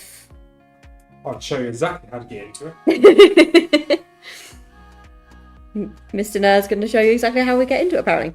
It's, we have, in addition to having cupboards of Grey Shame, we have collections. There's a very convenient box just here, which is the starter set. This is specifically for Sigma, but they do also have one for 40k. Thing is, we have all these Age of Sigmar stuff, and we haven't even started playing Age of Sigmar yet. We picked it up first because we were kind of deciding whether or not we wanted to do fantasy or kind of more sci-fi fantasy style. Went with fantasy, obviously Age of Sigmar. And then we were like, okay, that's really, really helpful. How do we play? No clue. Let's start with more beginner-friendly options. And then from there it was like, have you tried Warcry? Have you tried Kill Team? We were like, no, we have not. And that's kind of where we first started playing. So Warcry is probably a good option if you like the fantasy stuff, and then if not, Kill Team, which they have they have sets for these, starter sets, which we're actually working through at the moment. So we've already worked through the Warcry starter set, which as a set has had mixed reviews, but as beginners we found it really useful. We haven't touched it again since then, because now you kind of know the rules, you don't really tend to touch it anymore. And we've obviously experimented and had fun with our other ones. Space Marines and Death Guard. Ooh. That's what we got. Yeah, we do. So my Death Guard sat here unpainted. I've almost completely finished painting my my Space Marines for the kill team, but which we'll be putting a video out on next week. 'Cause it's 7 figures, it took me a while to paint those. But it's quite enjoyable because when you've got large teams, large quantities of teams like that, I only have to record maybe 1 or 2, and then the rest I can paint kind of off camera, where we can just watch some TV or something like that, and I can just sit on the sofa or wherever it is we're painting and do that. Just clean off my brush and I'll show you what I've done. Kind of a little sneaky preview. Like I said, the bases aren't finished yet, so don't judge me on the bases.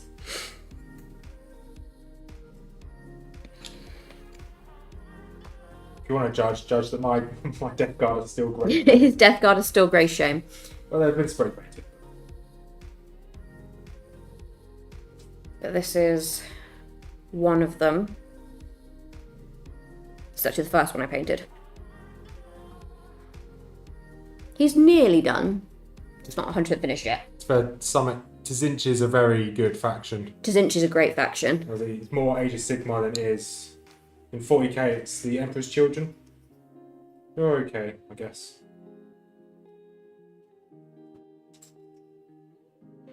Like, all of them have got helmets on except for this guy, but luckily because he has a giant hood, I didn't have to really focus on his face. So I just did 2 little, used some metallics to do his goggles, and then just painted the rest of his face in a generic skin tone colour. I was like, that'll do. And this is the one I actually recorded for the video, with his grenade, his metal hand. But yeah, that's what we've done so far. I'm assuming it's Tzinch. It's as if you just sneezed. I still can't pronounce it. No, I still can't pronounce it. No. There's quite a few, to be honest, that when I look at the names, I just show Mr. Nerd and go, any ideas? He just goes, nope. We kind of go, okay, great, we'll just make that one up as we go then. It's like, yep. You're the one with the English literature degree. Yeah, I have an English literature degree. I don't have this kind of degree. Ooh, Crimson Fist is a really good idea.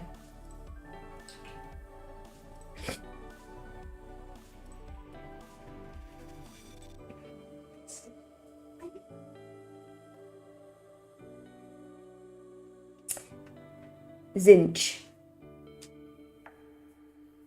Okie dokie. I have a cat on me.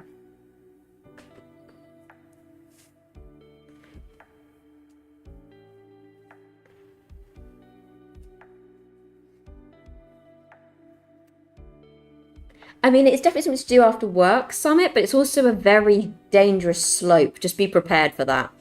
The minute you get into it, you'll just be going in for like a little casual peruse, and then all of a sudden you'll be coming out with arms full.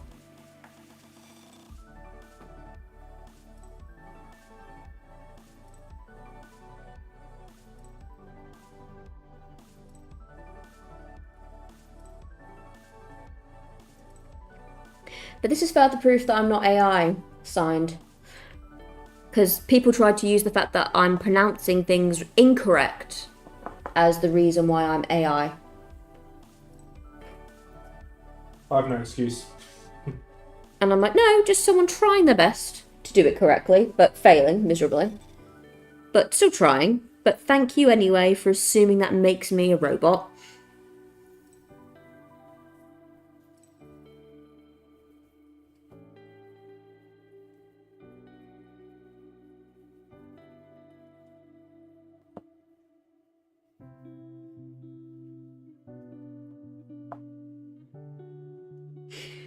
on average, if we go into a Warhammer shop, like luckily we only tend to go for our normal one.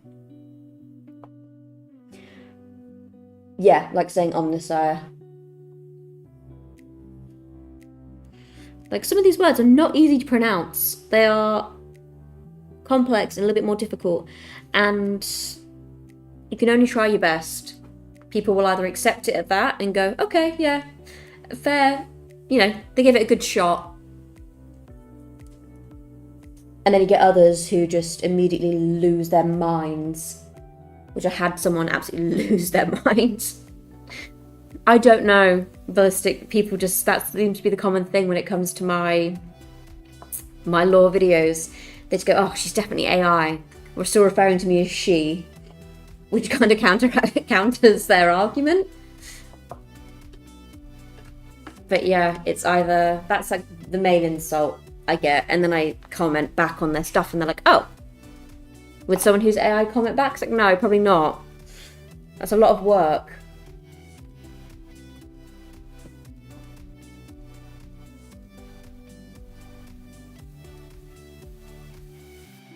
Okie dokie. Whilst those three dry. Sorry, we got distracted by painting and moved away from talking, moved away from painting. Gonna move on to painting the actual Gobbo now. We need my little brushes. And I'm going in with Methystone Red for his coat. Hi, cat. Which one is that? Oh, that's Sid. That's the ginger, tiny 8-month-old boy. She's not tiny. He's not tiny, no. We took our 8-month-old cat to the vet the other day. He had surgery about 3 months ago, so it was like his post-op check. And after this particular surgery, it's quite common for them to put on a bit of weight. And she was like, yeah, he's a tiny bit overweight. And since then, he's just had the nickname, or earned the nickname, Tubby. And every time he gets called Tubby, he just kind of looks at us like, how dare you? But then proceeds to go to the cat's food bowls and scoff as much food down as he can. So, kind of counterintuitive there, mate.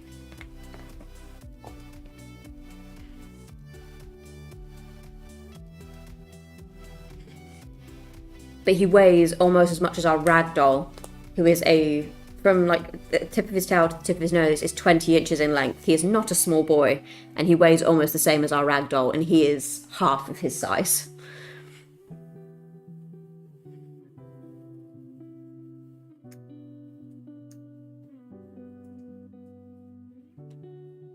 Yeah, Summit. Slanesh are really cool. Yeah. Got a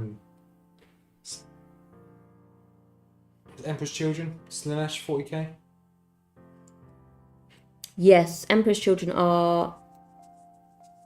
What did we get? No, that was a mini of the month, wasn't Mini it? of the month, yeah. Yeah, we got a mini of the month that was an Emperor's Children one, and it was so much fun to paint.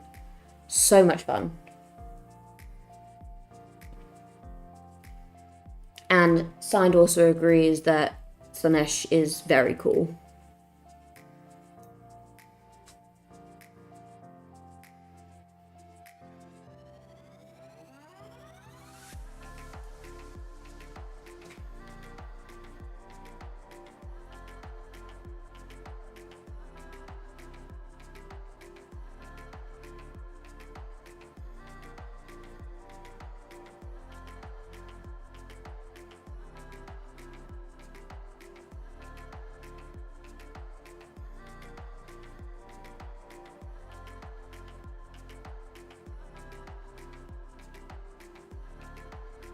Yeah, 2 of the Eradicators, and then a whole box of them. It's a slippery slope.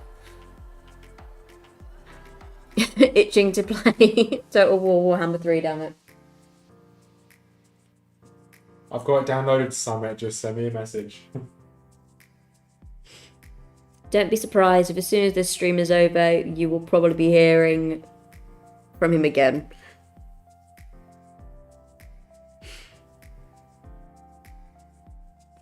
Live in the Czech Republic, so no mini of the month. Oh, wow. So, because the country's too poor. Wow.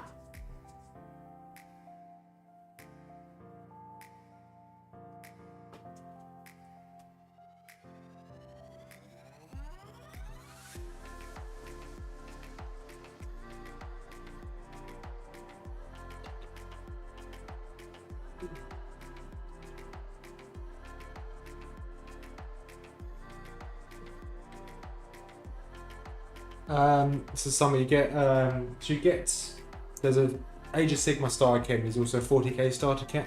Each of them you get about 500 points. So you get a couple. The Age of Sigmar one, you get some Stormcast Eternal, which is Fantasy's version of Space Marines. Yeah. And some Skaven. Which are big rats. Which are big rats. Get some dice and obviously instructions, basics of how to play. Do they come in paints this one? And you have some paints. Yeah. It's £42, and then which is really inexpensive for what you get. And then there is a one up from that, which is 80, and then it's 121. 121 is 2 armies, Skaven and Stormcast. But it's 2 full armies. Then the 40k one is Space Marines, so you think you get Ultramarines, and you also have some Tyranids. It's exactly the same. It is worthwhile.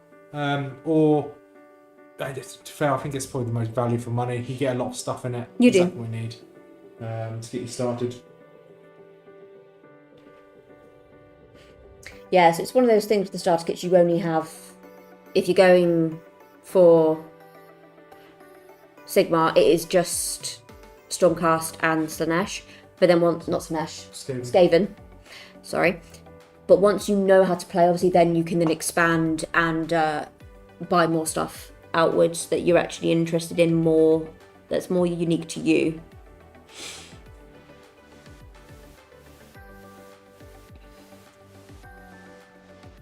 Or then you've got stuff like Warcry, which realistically all you need is a Warcry box, which is about £30 for a team of about 8 to 12 figures. Yeah. And if you go to a nearby shop, they'll teach you how to play. Yeah. Which if you work right next door to one, then that's... oh my god, Skaven. Yes. Yeah, I think that... Let me have a look at the box in a second. I think they've got Rattling Gunners in it. One of the boxes has... Don't say it if it's not true. You must check. I'm going to get a smaller brush than this one. Something I really like about this set is, because even though this brush is tiny, the actual bristles on it are really, really small, it goes even smaller than this, which is so satisfying. And in the £42 one, there's no Rattling Gunners. So I've just... You've just hyped them up for nothing. I just teased you. But equally, if you enjoy it and you enjoy playing Skaven still, you can then get some.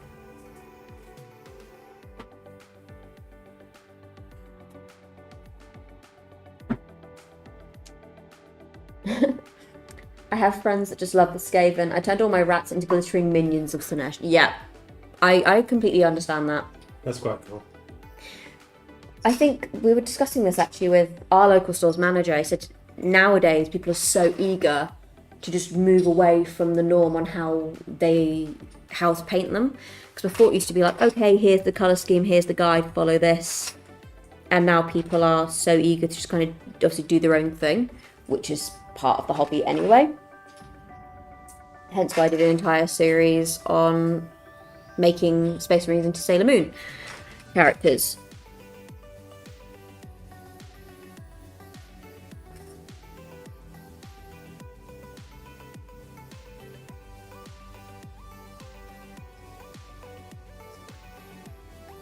What character were we looking at the other day where I suggested painting it in looked like Ryuk? Oh, that was... It was a Chaos one.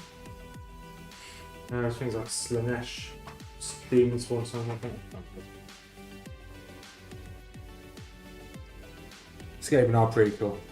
I do have a Chaos Spawn that I've got to look like Diablo. So I want to paint him as a Diablo creature. Yeah.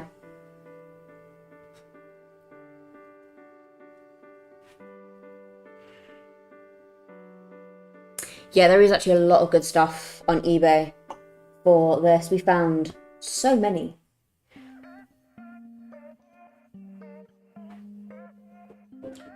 So we actually live about half an hour away from Warhammer World, where they obviously make all the plastics. So there's a lot of Warhammer World exclusives we have, which we do sometimes put on the channel, which is pretty cool. But it's a bit sad that you can only get them from the in the shop. Yeah. Obviously, it's the point of them being Yeah, the metal minis are really, really good. Painting them is fine once you get a good base. Which, to be honest, with the spray paints is not that difficult. Just needs a good 2 or 3 coats of it. Or you can use other primers. We just tend to use sprays because it's more convenient for us and what we already have. No idea how to use this. No idea how to use a transfer sheet. Oh no. Okay, that's future people.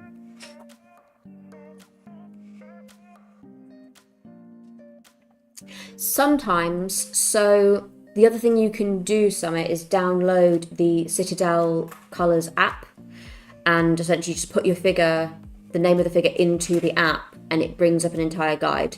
That's actually how, you can see there's a bunch of paints next to me, how I got these different paints. So this is based off of last year's Gobbo, but colour-wise for the actual Gobbo is obviously not going to be too dissimilar.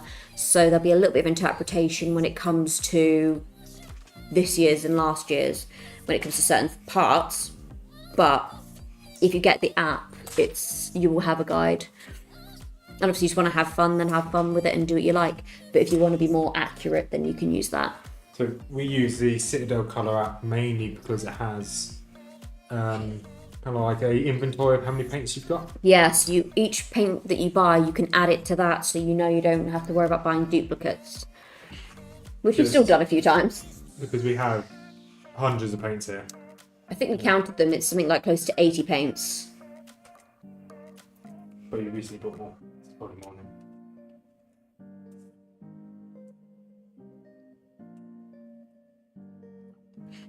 Probably close to 100 now. My parents actually visited a couple of weeks ago, and my dad had kind of like my first interaction with Warhammer, and he came and he saw the paint collection, and even he was stunned. He was quite both shocked and impressed, I think. There are better paints you can use as well, like is it Vallejo is also really, really good. But we only stick to Citadel because it's what's recommended for the figures. Yeah, it's easier for us. And when we do our tutorial videos, it's easier for us to say, oh, we used Abaddon Black rather than Vallejo, dark blacks, whatever it is. It's an easier frame of reference. Yeah, I mean, again, this is probably the only quote-unquote negative comments we've got on this channel. People going like, are you sponsored by Citadel? Because you just seem to use them. It's like, no, not sponsored, just happen to be the paints we have, we use, and we like. The signs you bought duplicates even with the app. We do exactly the same. Yeah. We do check. Vallejo is really good though. We do have a few of their paints. At the very beginning, I was using Vallejo's white, and that was their blue ones, from what I've seen, are really, really lovely. But when you're making any terrain or anything like that, we don't use Citadel colours for those. No, any of our expensive. terrain, like we would just be literally just throwing money onto an open fire at that point. So we just use some acrylic paints we bought off Amazon for a box of like 24 paints. Really, really inexpensive and cheap.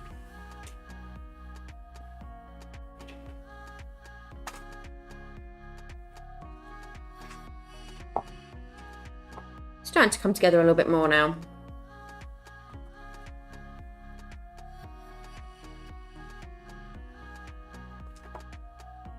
Just getting into these crevices. Strange word.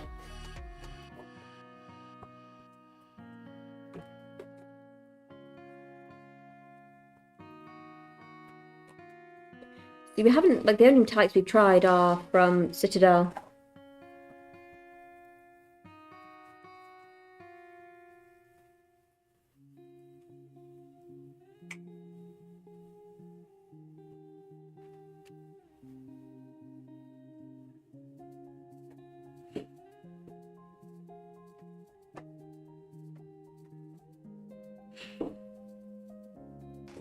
Do you think you'll end up playing some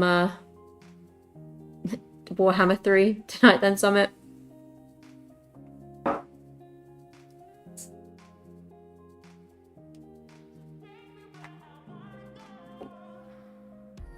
And ballistic, is it you more interested mostly in the 40k stuff, or is you interested in the Age of Sigmar as well?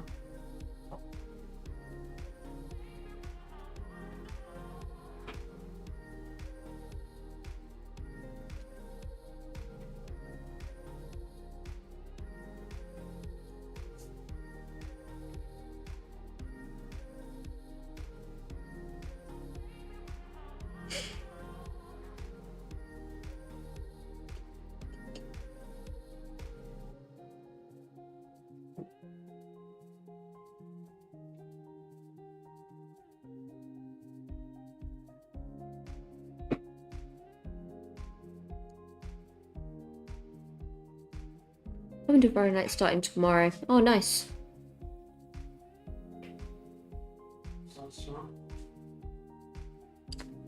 Summit's got some time off. Thank you. Yeah, mess around with the starter kit, play some Total War. Yeah, it's completely understandable, ballistic. It's obviously everyone's preference when it comes to what they like and don't like. We are still very much experimenting. We found little things of each that we like, and we're just looking forward to expanding on it. I think Lord of the Rings is our favourite, but because there's so many models and they're so small, we just lost the energy to paint them. Yeah.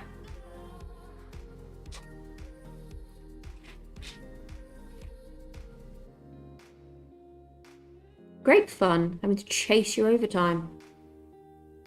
Oh, nice. Simon's got the whole week off. I've got another 2 weeks off from tomorrow. Good. But I'm working nearly all of December, which is a bit of a shame. Yeah, that's kind of the way it works. Like, yay, 2 weeks off. Basically have a few days off in December and then you're not off again until 3 days before 2025 ends.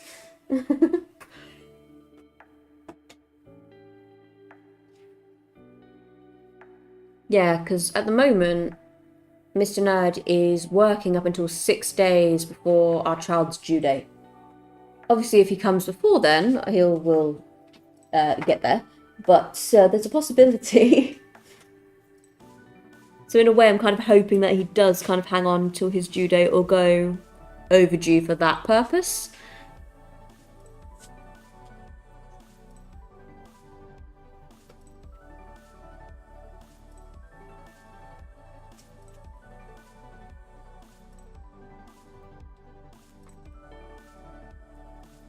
Retail life sucks.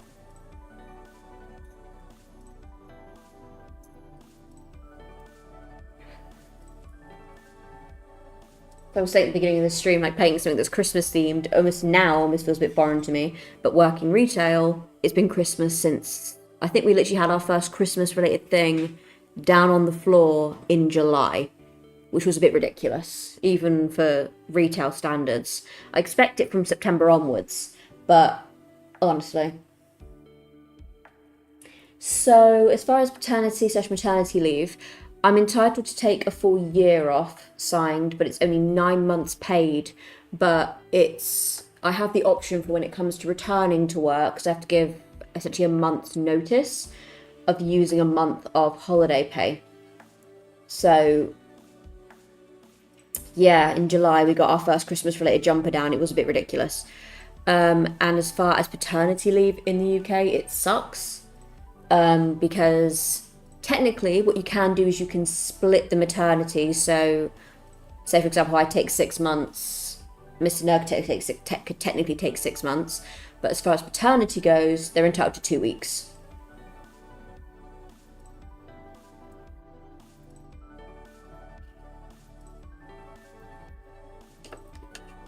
But it's quite helpful to have gracious bosses who are willing to work with your schedule.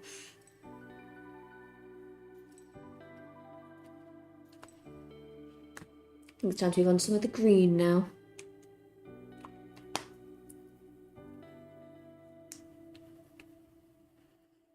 So normally I was working, obviously I'm going to be on maternity this year, but I would normally be working all the way up until Christmas Eve, have Christmas Day and Boxing Day off, and that'll be it, and then back to work after that.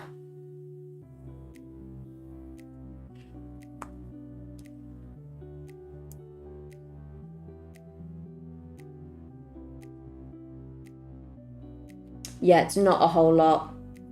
They recently tried to kind of get more out of it, and it didn't go through, unfortunately. But it's still something they're kind of constantly bringing up about wanting to extend it, because 2 weeks for a lot of men makes them feel like they're not considered to be equal parents, and obviously not having equal rights to spend with their child. But welcome back, Ballistic. But 20 days, taking 1 week before your due date for 15 weeks. Yeah, we can, in the UK, I can start taking maternity leave from 29 weeks, but I'm working all the way up until 36.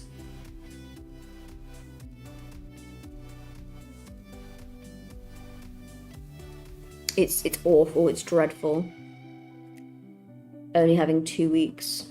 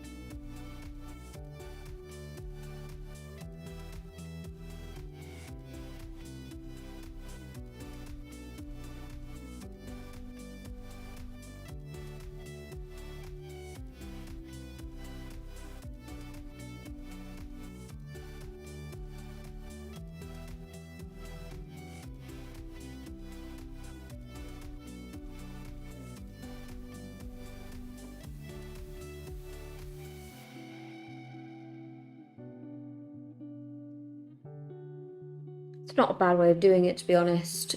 Signed. For us, with our jobs, it's one of those things where obviously it does make more sense financially for the person who earns more to go back to work. But it's still that thing of 2 weeks is still a ridiculously short amount.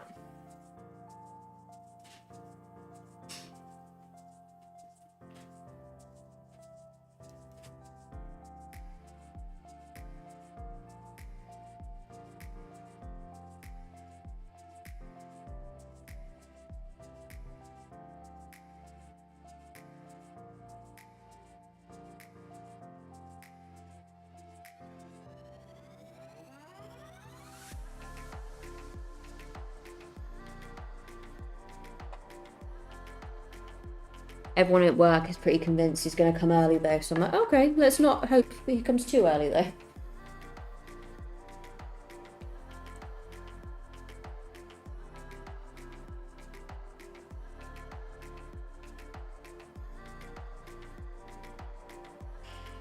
Colour I'm using now for his base is Caliban Green, by the way.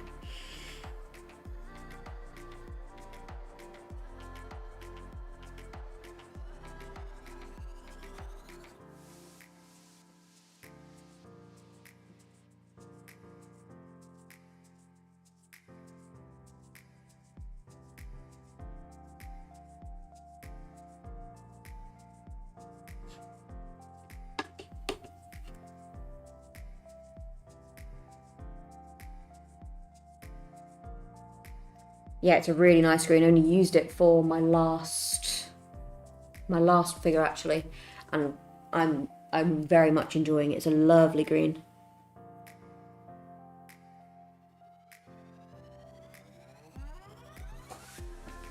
Uh-oh.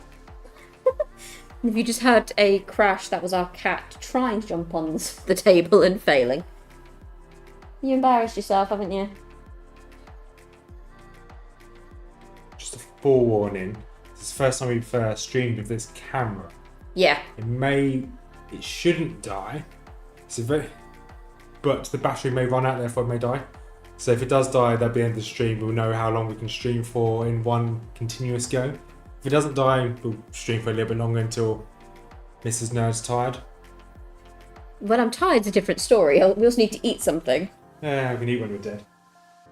You say that to the 8-month pregnant lady.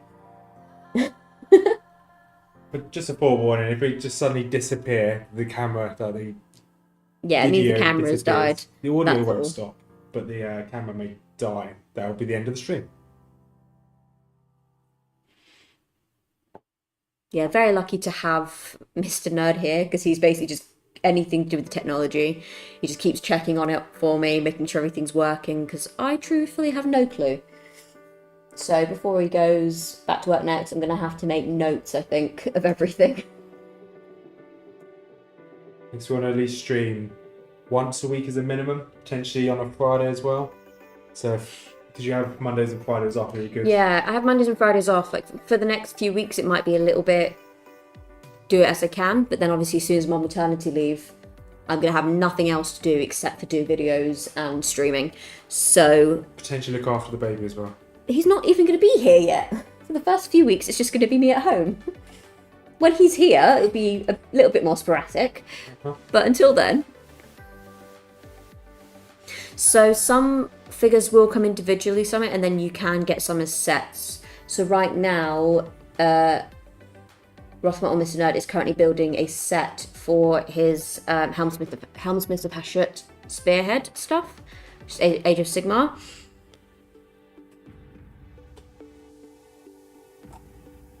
Which come with, like, on average, well, how many are in each box at the moment? So that's a box of Infernal Cohort. Which has 11 figures in that one. Yes. So there's 11 figures, which you will look like that when built. And that's about £30. Yeah, they won't tell you what paints to buy.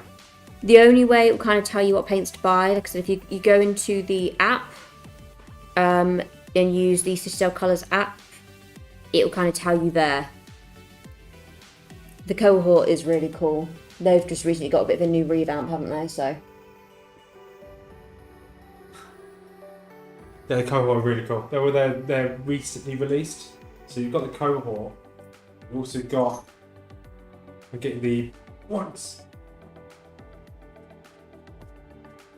we're asking you all the questions that's, in a way, any other time, you'd be like, I'm getting up constantly, but because it allows him to show off more figures, he's just enjoying it. So you've got Just showing his toys. Chaos Dwarfs are new.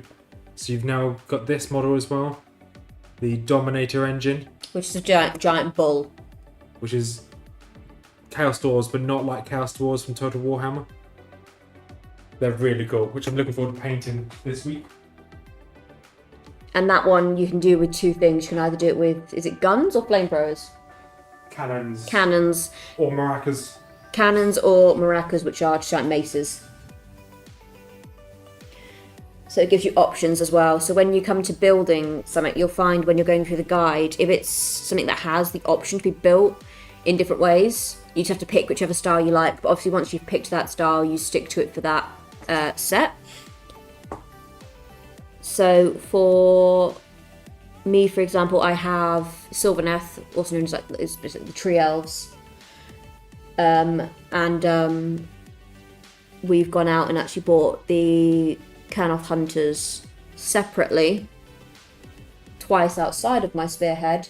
So now that they can have them in all different varieties. So you've got one with like a scythe, one with a sword, and one with a bow and arrow. So sometimes it just depends on what you'll go for, depends on what weapons they have. And if you can then change them.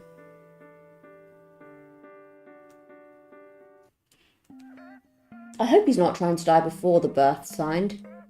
Is that your plan? Oh. Meh. Oh.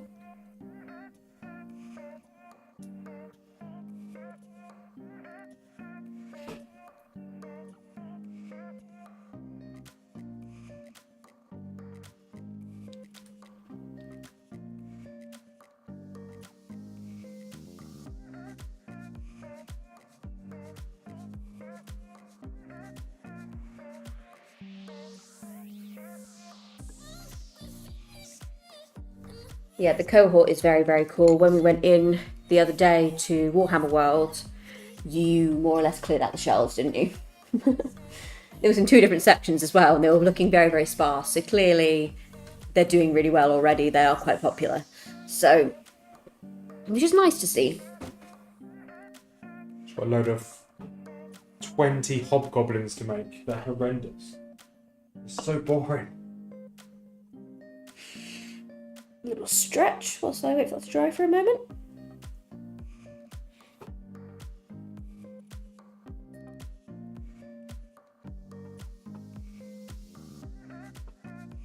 Oof.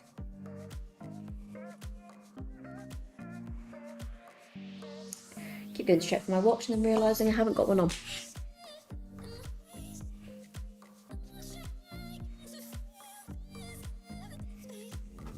What part do I want to do next?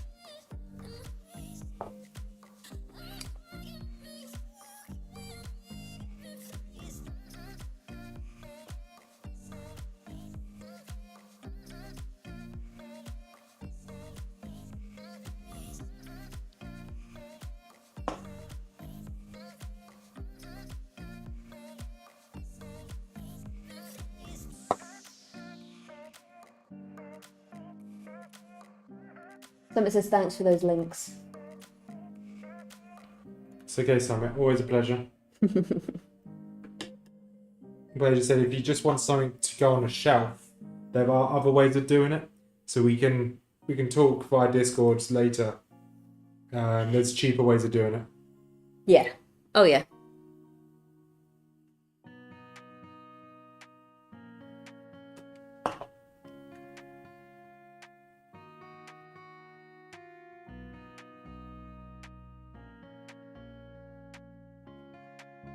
I'm just doing some touch-ups now on certain sections.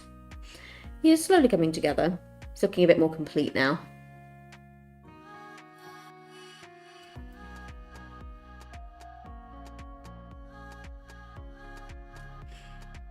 Someone says okay, sure.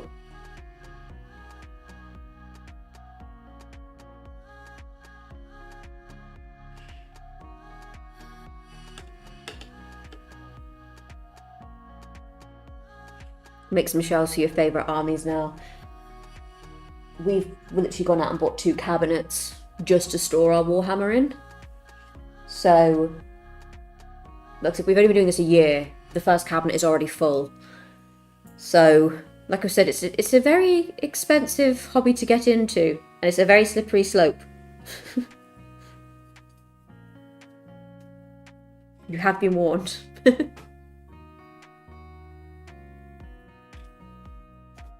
Some more of the Doombo Brown.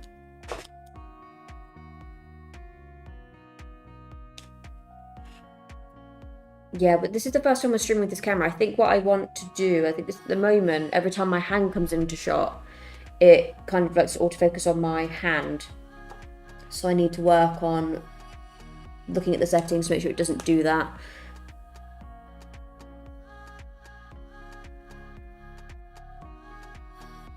Yeah, for when we next stream on probably Friday, we'll see if we can find a alternative way around it. There will be a way. Oh, I've no doubt there will be a way. It's just a case of figuring out how to do it.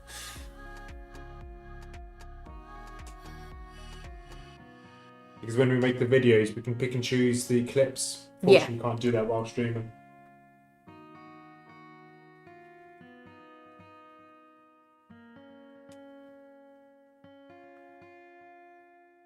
I think it'll be as easy as just move where the camera's located. You're left-handed, so it makes sense for the camera to be on the right-hand side. Yeah. So, but we take that feedback and we'll fix it for next time. Yeah, I think as well, just the camera naturally has autofocus, so we just need to turn that off as well.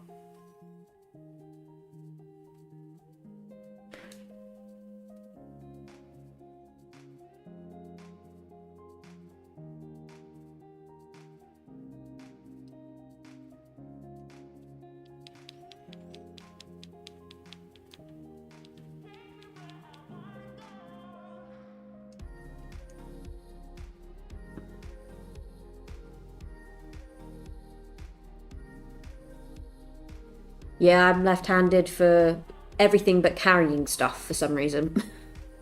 Then I carry everything on my right-hand side. But I am, yeah, completely left-handed for basically everything.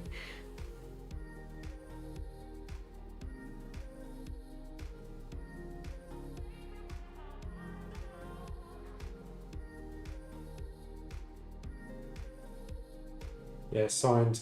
Warhammer's definitely a void. It is a void that consumes consumes all your money and time. and space. And space.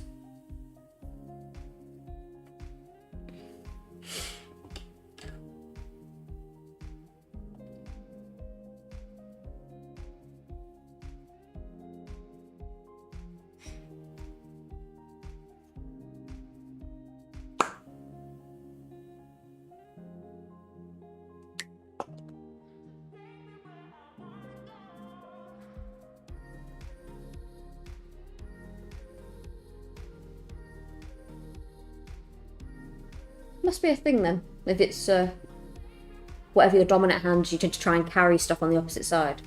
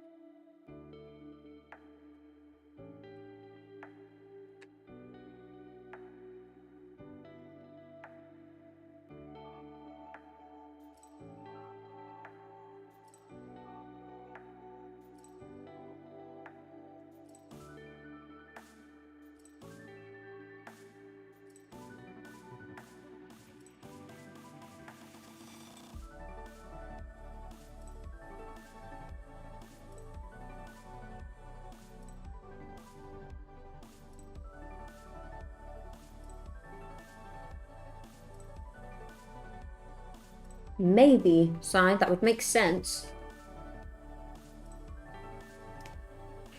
It's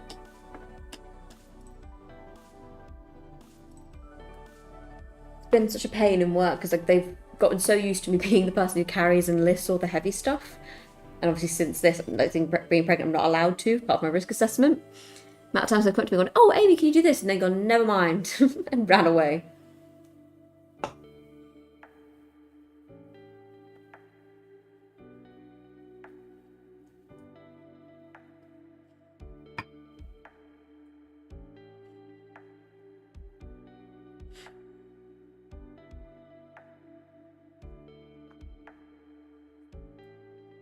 I'm gonna start time to work on his skin now.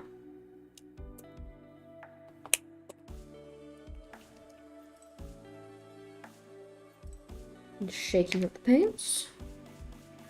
This is like one of our older paints, so it's a little bit thicker.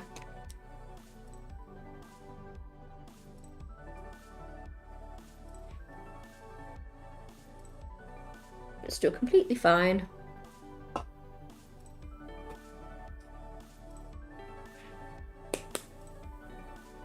For his skin, I'm using warg flesh.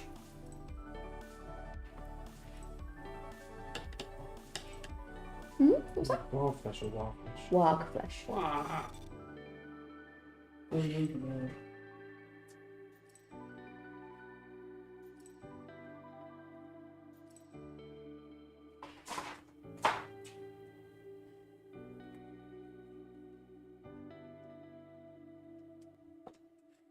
When I say, like, considering how much of this is paint this is covered, this little palette, that's all I've used as far as paint for the entire figure, because obviously it keeps the paints wet, so it keeps it fresh, so I don't need to use as much. So definitely recommend this palette.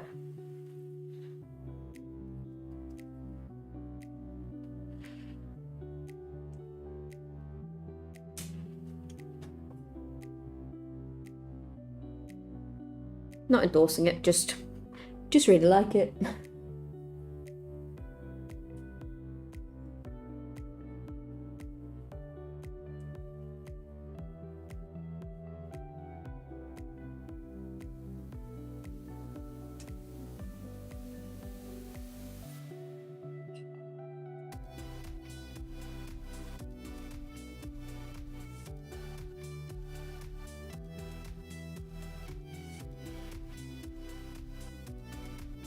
The squig slippers. Yeah, we were looking at those the other day. I was very tempted by the squig slippers.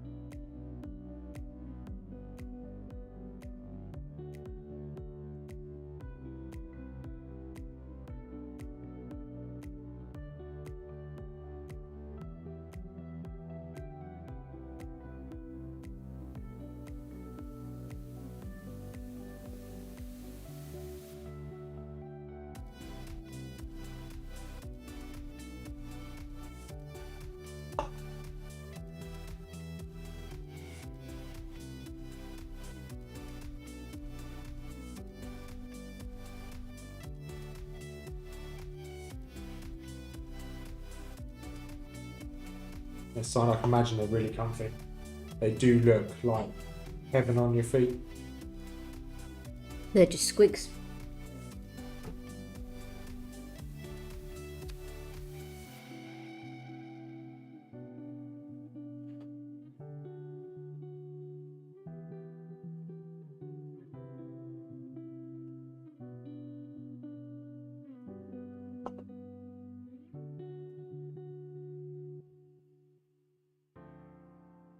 Yeah, I think the plan for the stream is just to kind of paint the base of everything. And then start going in with some of the shades, and then I'll probably call it that for the night, but I've still got a few things to do on him, so we're not quite there just yet.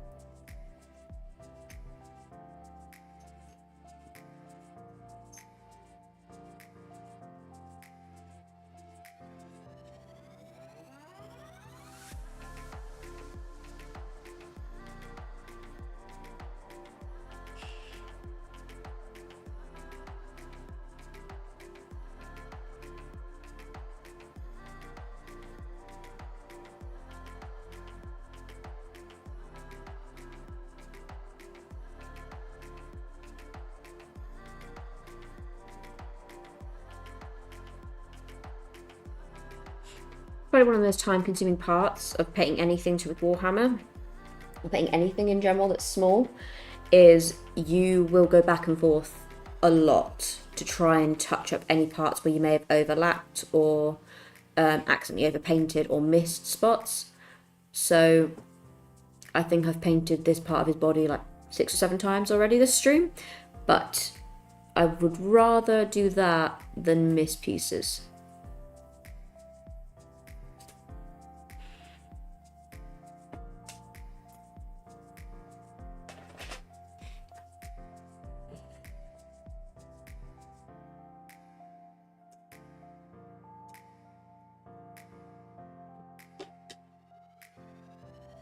Yeah, imagine that must feel quite weird, like the minute you know you've got them on the wrong foot, you're just like, this feels strange.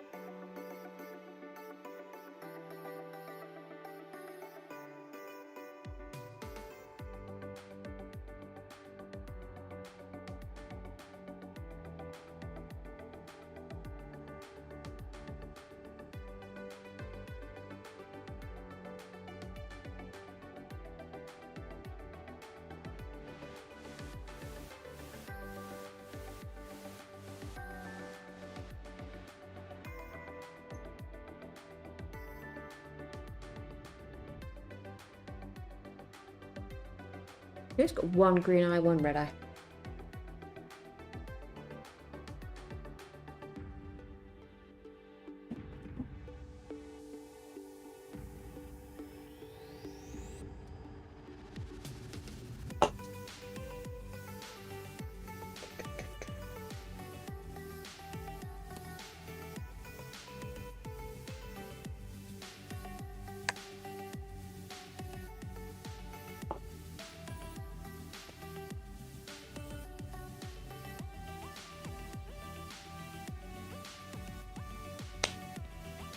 Going in with Mechanicus Standard Grey now.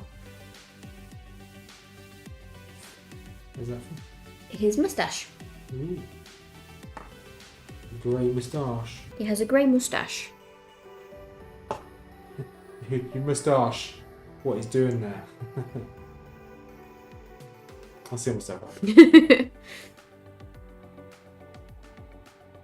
So Mr. Ned's been practicing his dad jokes for years, and now he gets to actually put them into real practice. In fact, one of our friends just got him a mug saying, "My jokes are now officially dad jokes," but he refuses to drink from it until our child is here.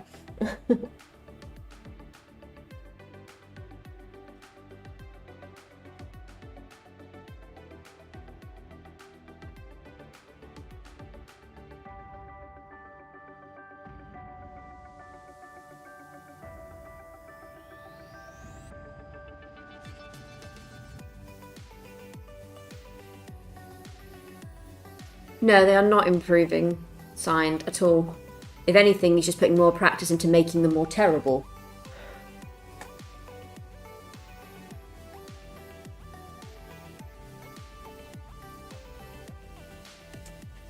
I have a feeling he's going to actually have learnt his "I'm not impressed" face before anything else.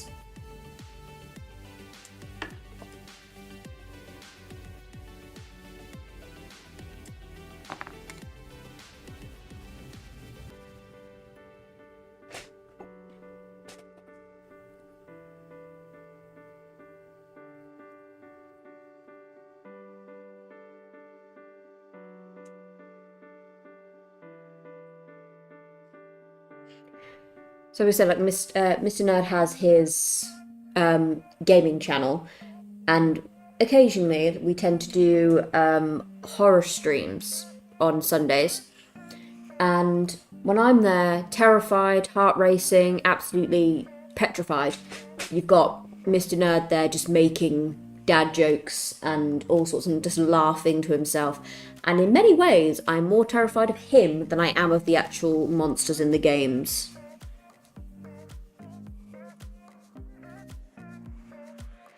What's that? Do you want to float? Georgie.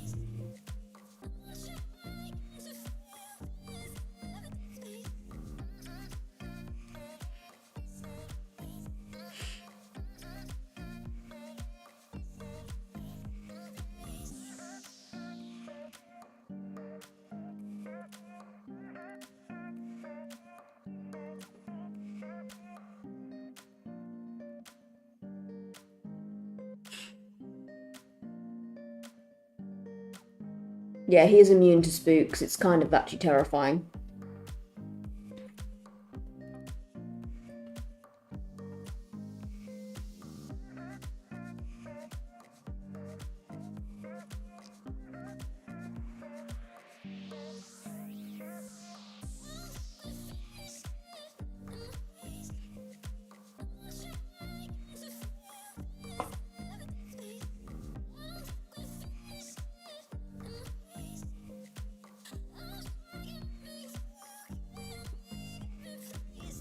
Got one paint. Correct, swipe. What? I need it for his bobble on his hat and his beard. Mm.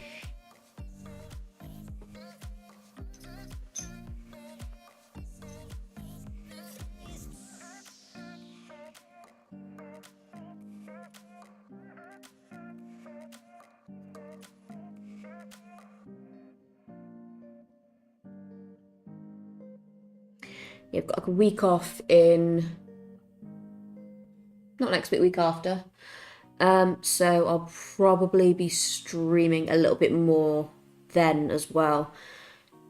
Maybe even do some daytime streams depending on kind of what's more popular for timings.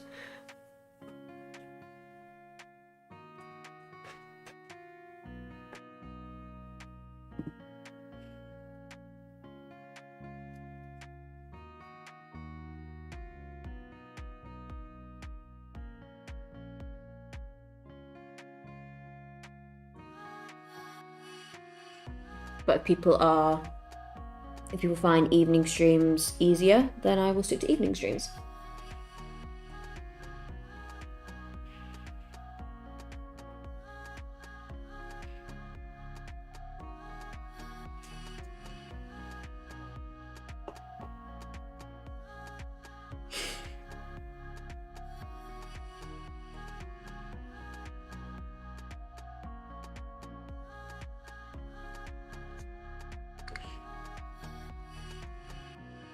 Time to paint his beard, and his hat bobble.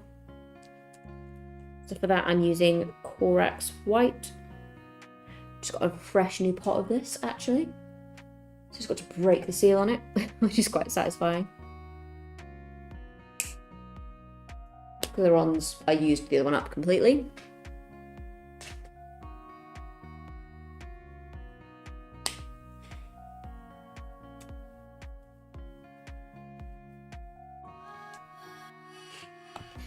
Yeah, I don't know why it won't let you comment. It's really weird signed.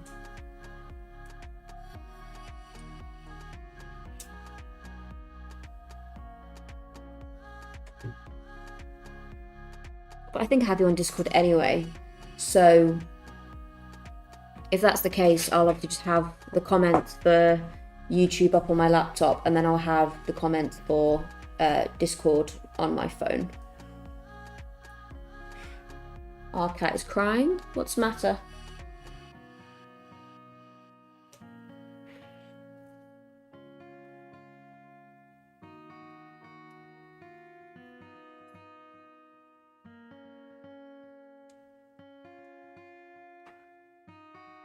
What's up, mate? Our cat's he's just woke up from a nap, and we've not immediately paid attention to him. He's just having a little whinge.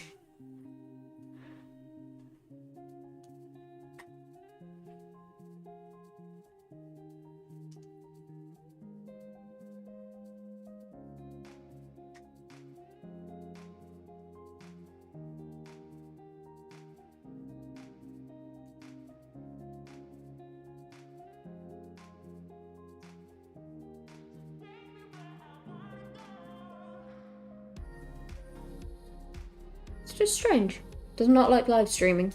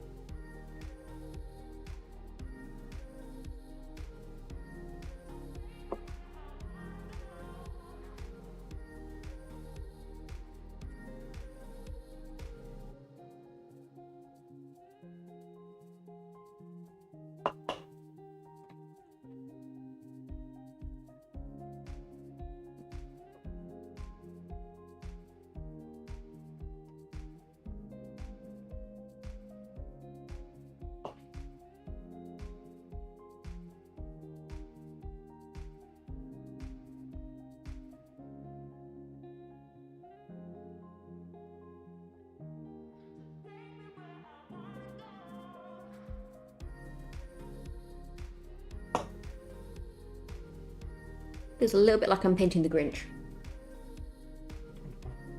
Kind of am.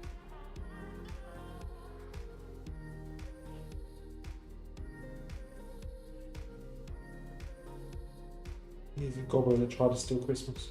He is the Gobbo who tried to steal Christmas. That's why he is in the Tin Man. Instead of building a sleigh, he built a Tin Man. A Tinboy.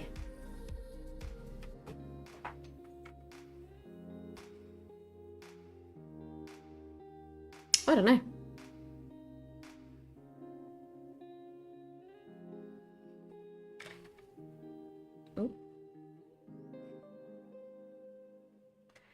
camera shutter just closed. Our camera may have just died. Yeah, camera's just died.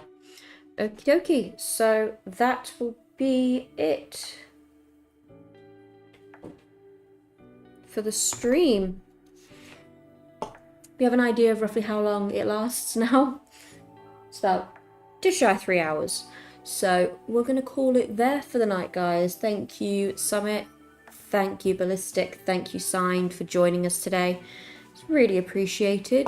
And obviously, like I said, we'll be doing some more streaming in the future, the very near future. Hopefully Friday. So, yeah. If you enjoyed this kind of guide, then let me know. And if you've got any more suggestions as well for figures, because we can easily do like a little poll for what you guys want to see next. So, absolutely, Summit will send you a pic when he's all finished. But yeah, we'll call it there for the night then, guys. So sorry the last few minutes of this, or minute or so, hasn't got any footage, or just a frozen screen. It's a nice hand. It's a very nice hand, and a very blurry shot of Tinboy. But yeah, once again, thank you very much, guys, and have a good evening, whatever it is the rest of you are doing. Toodles. Thank you.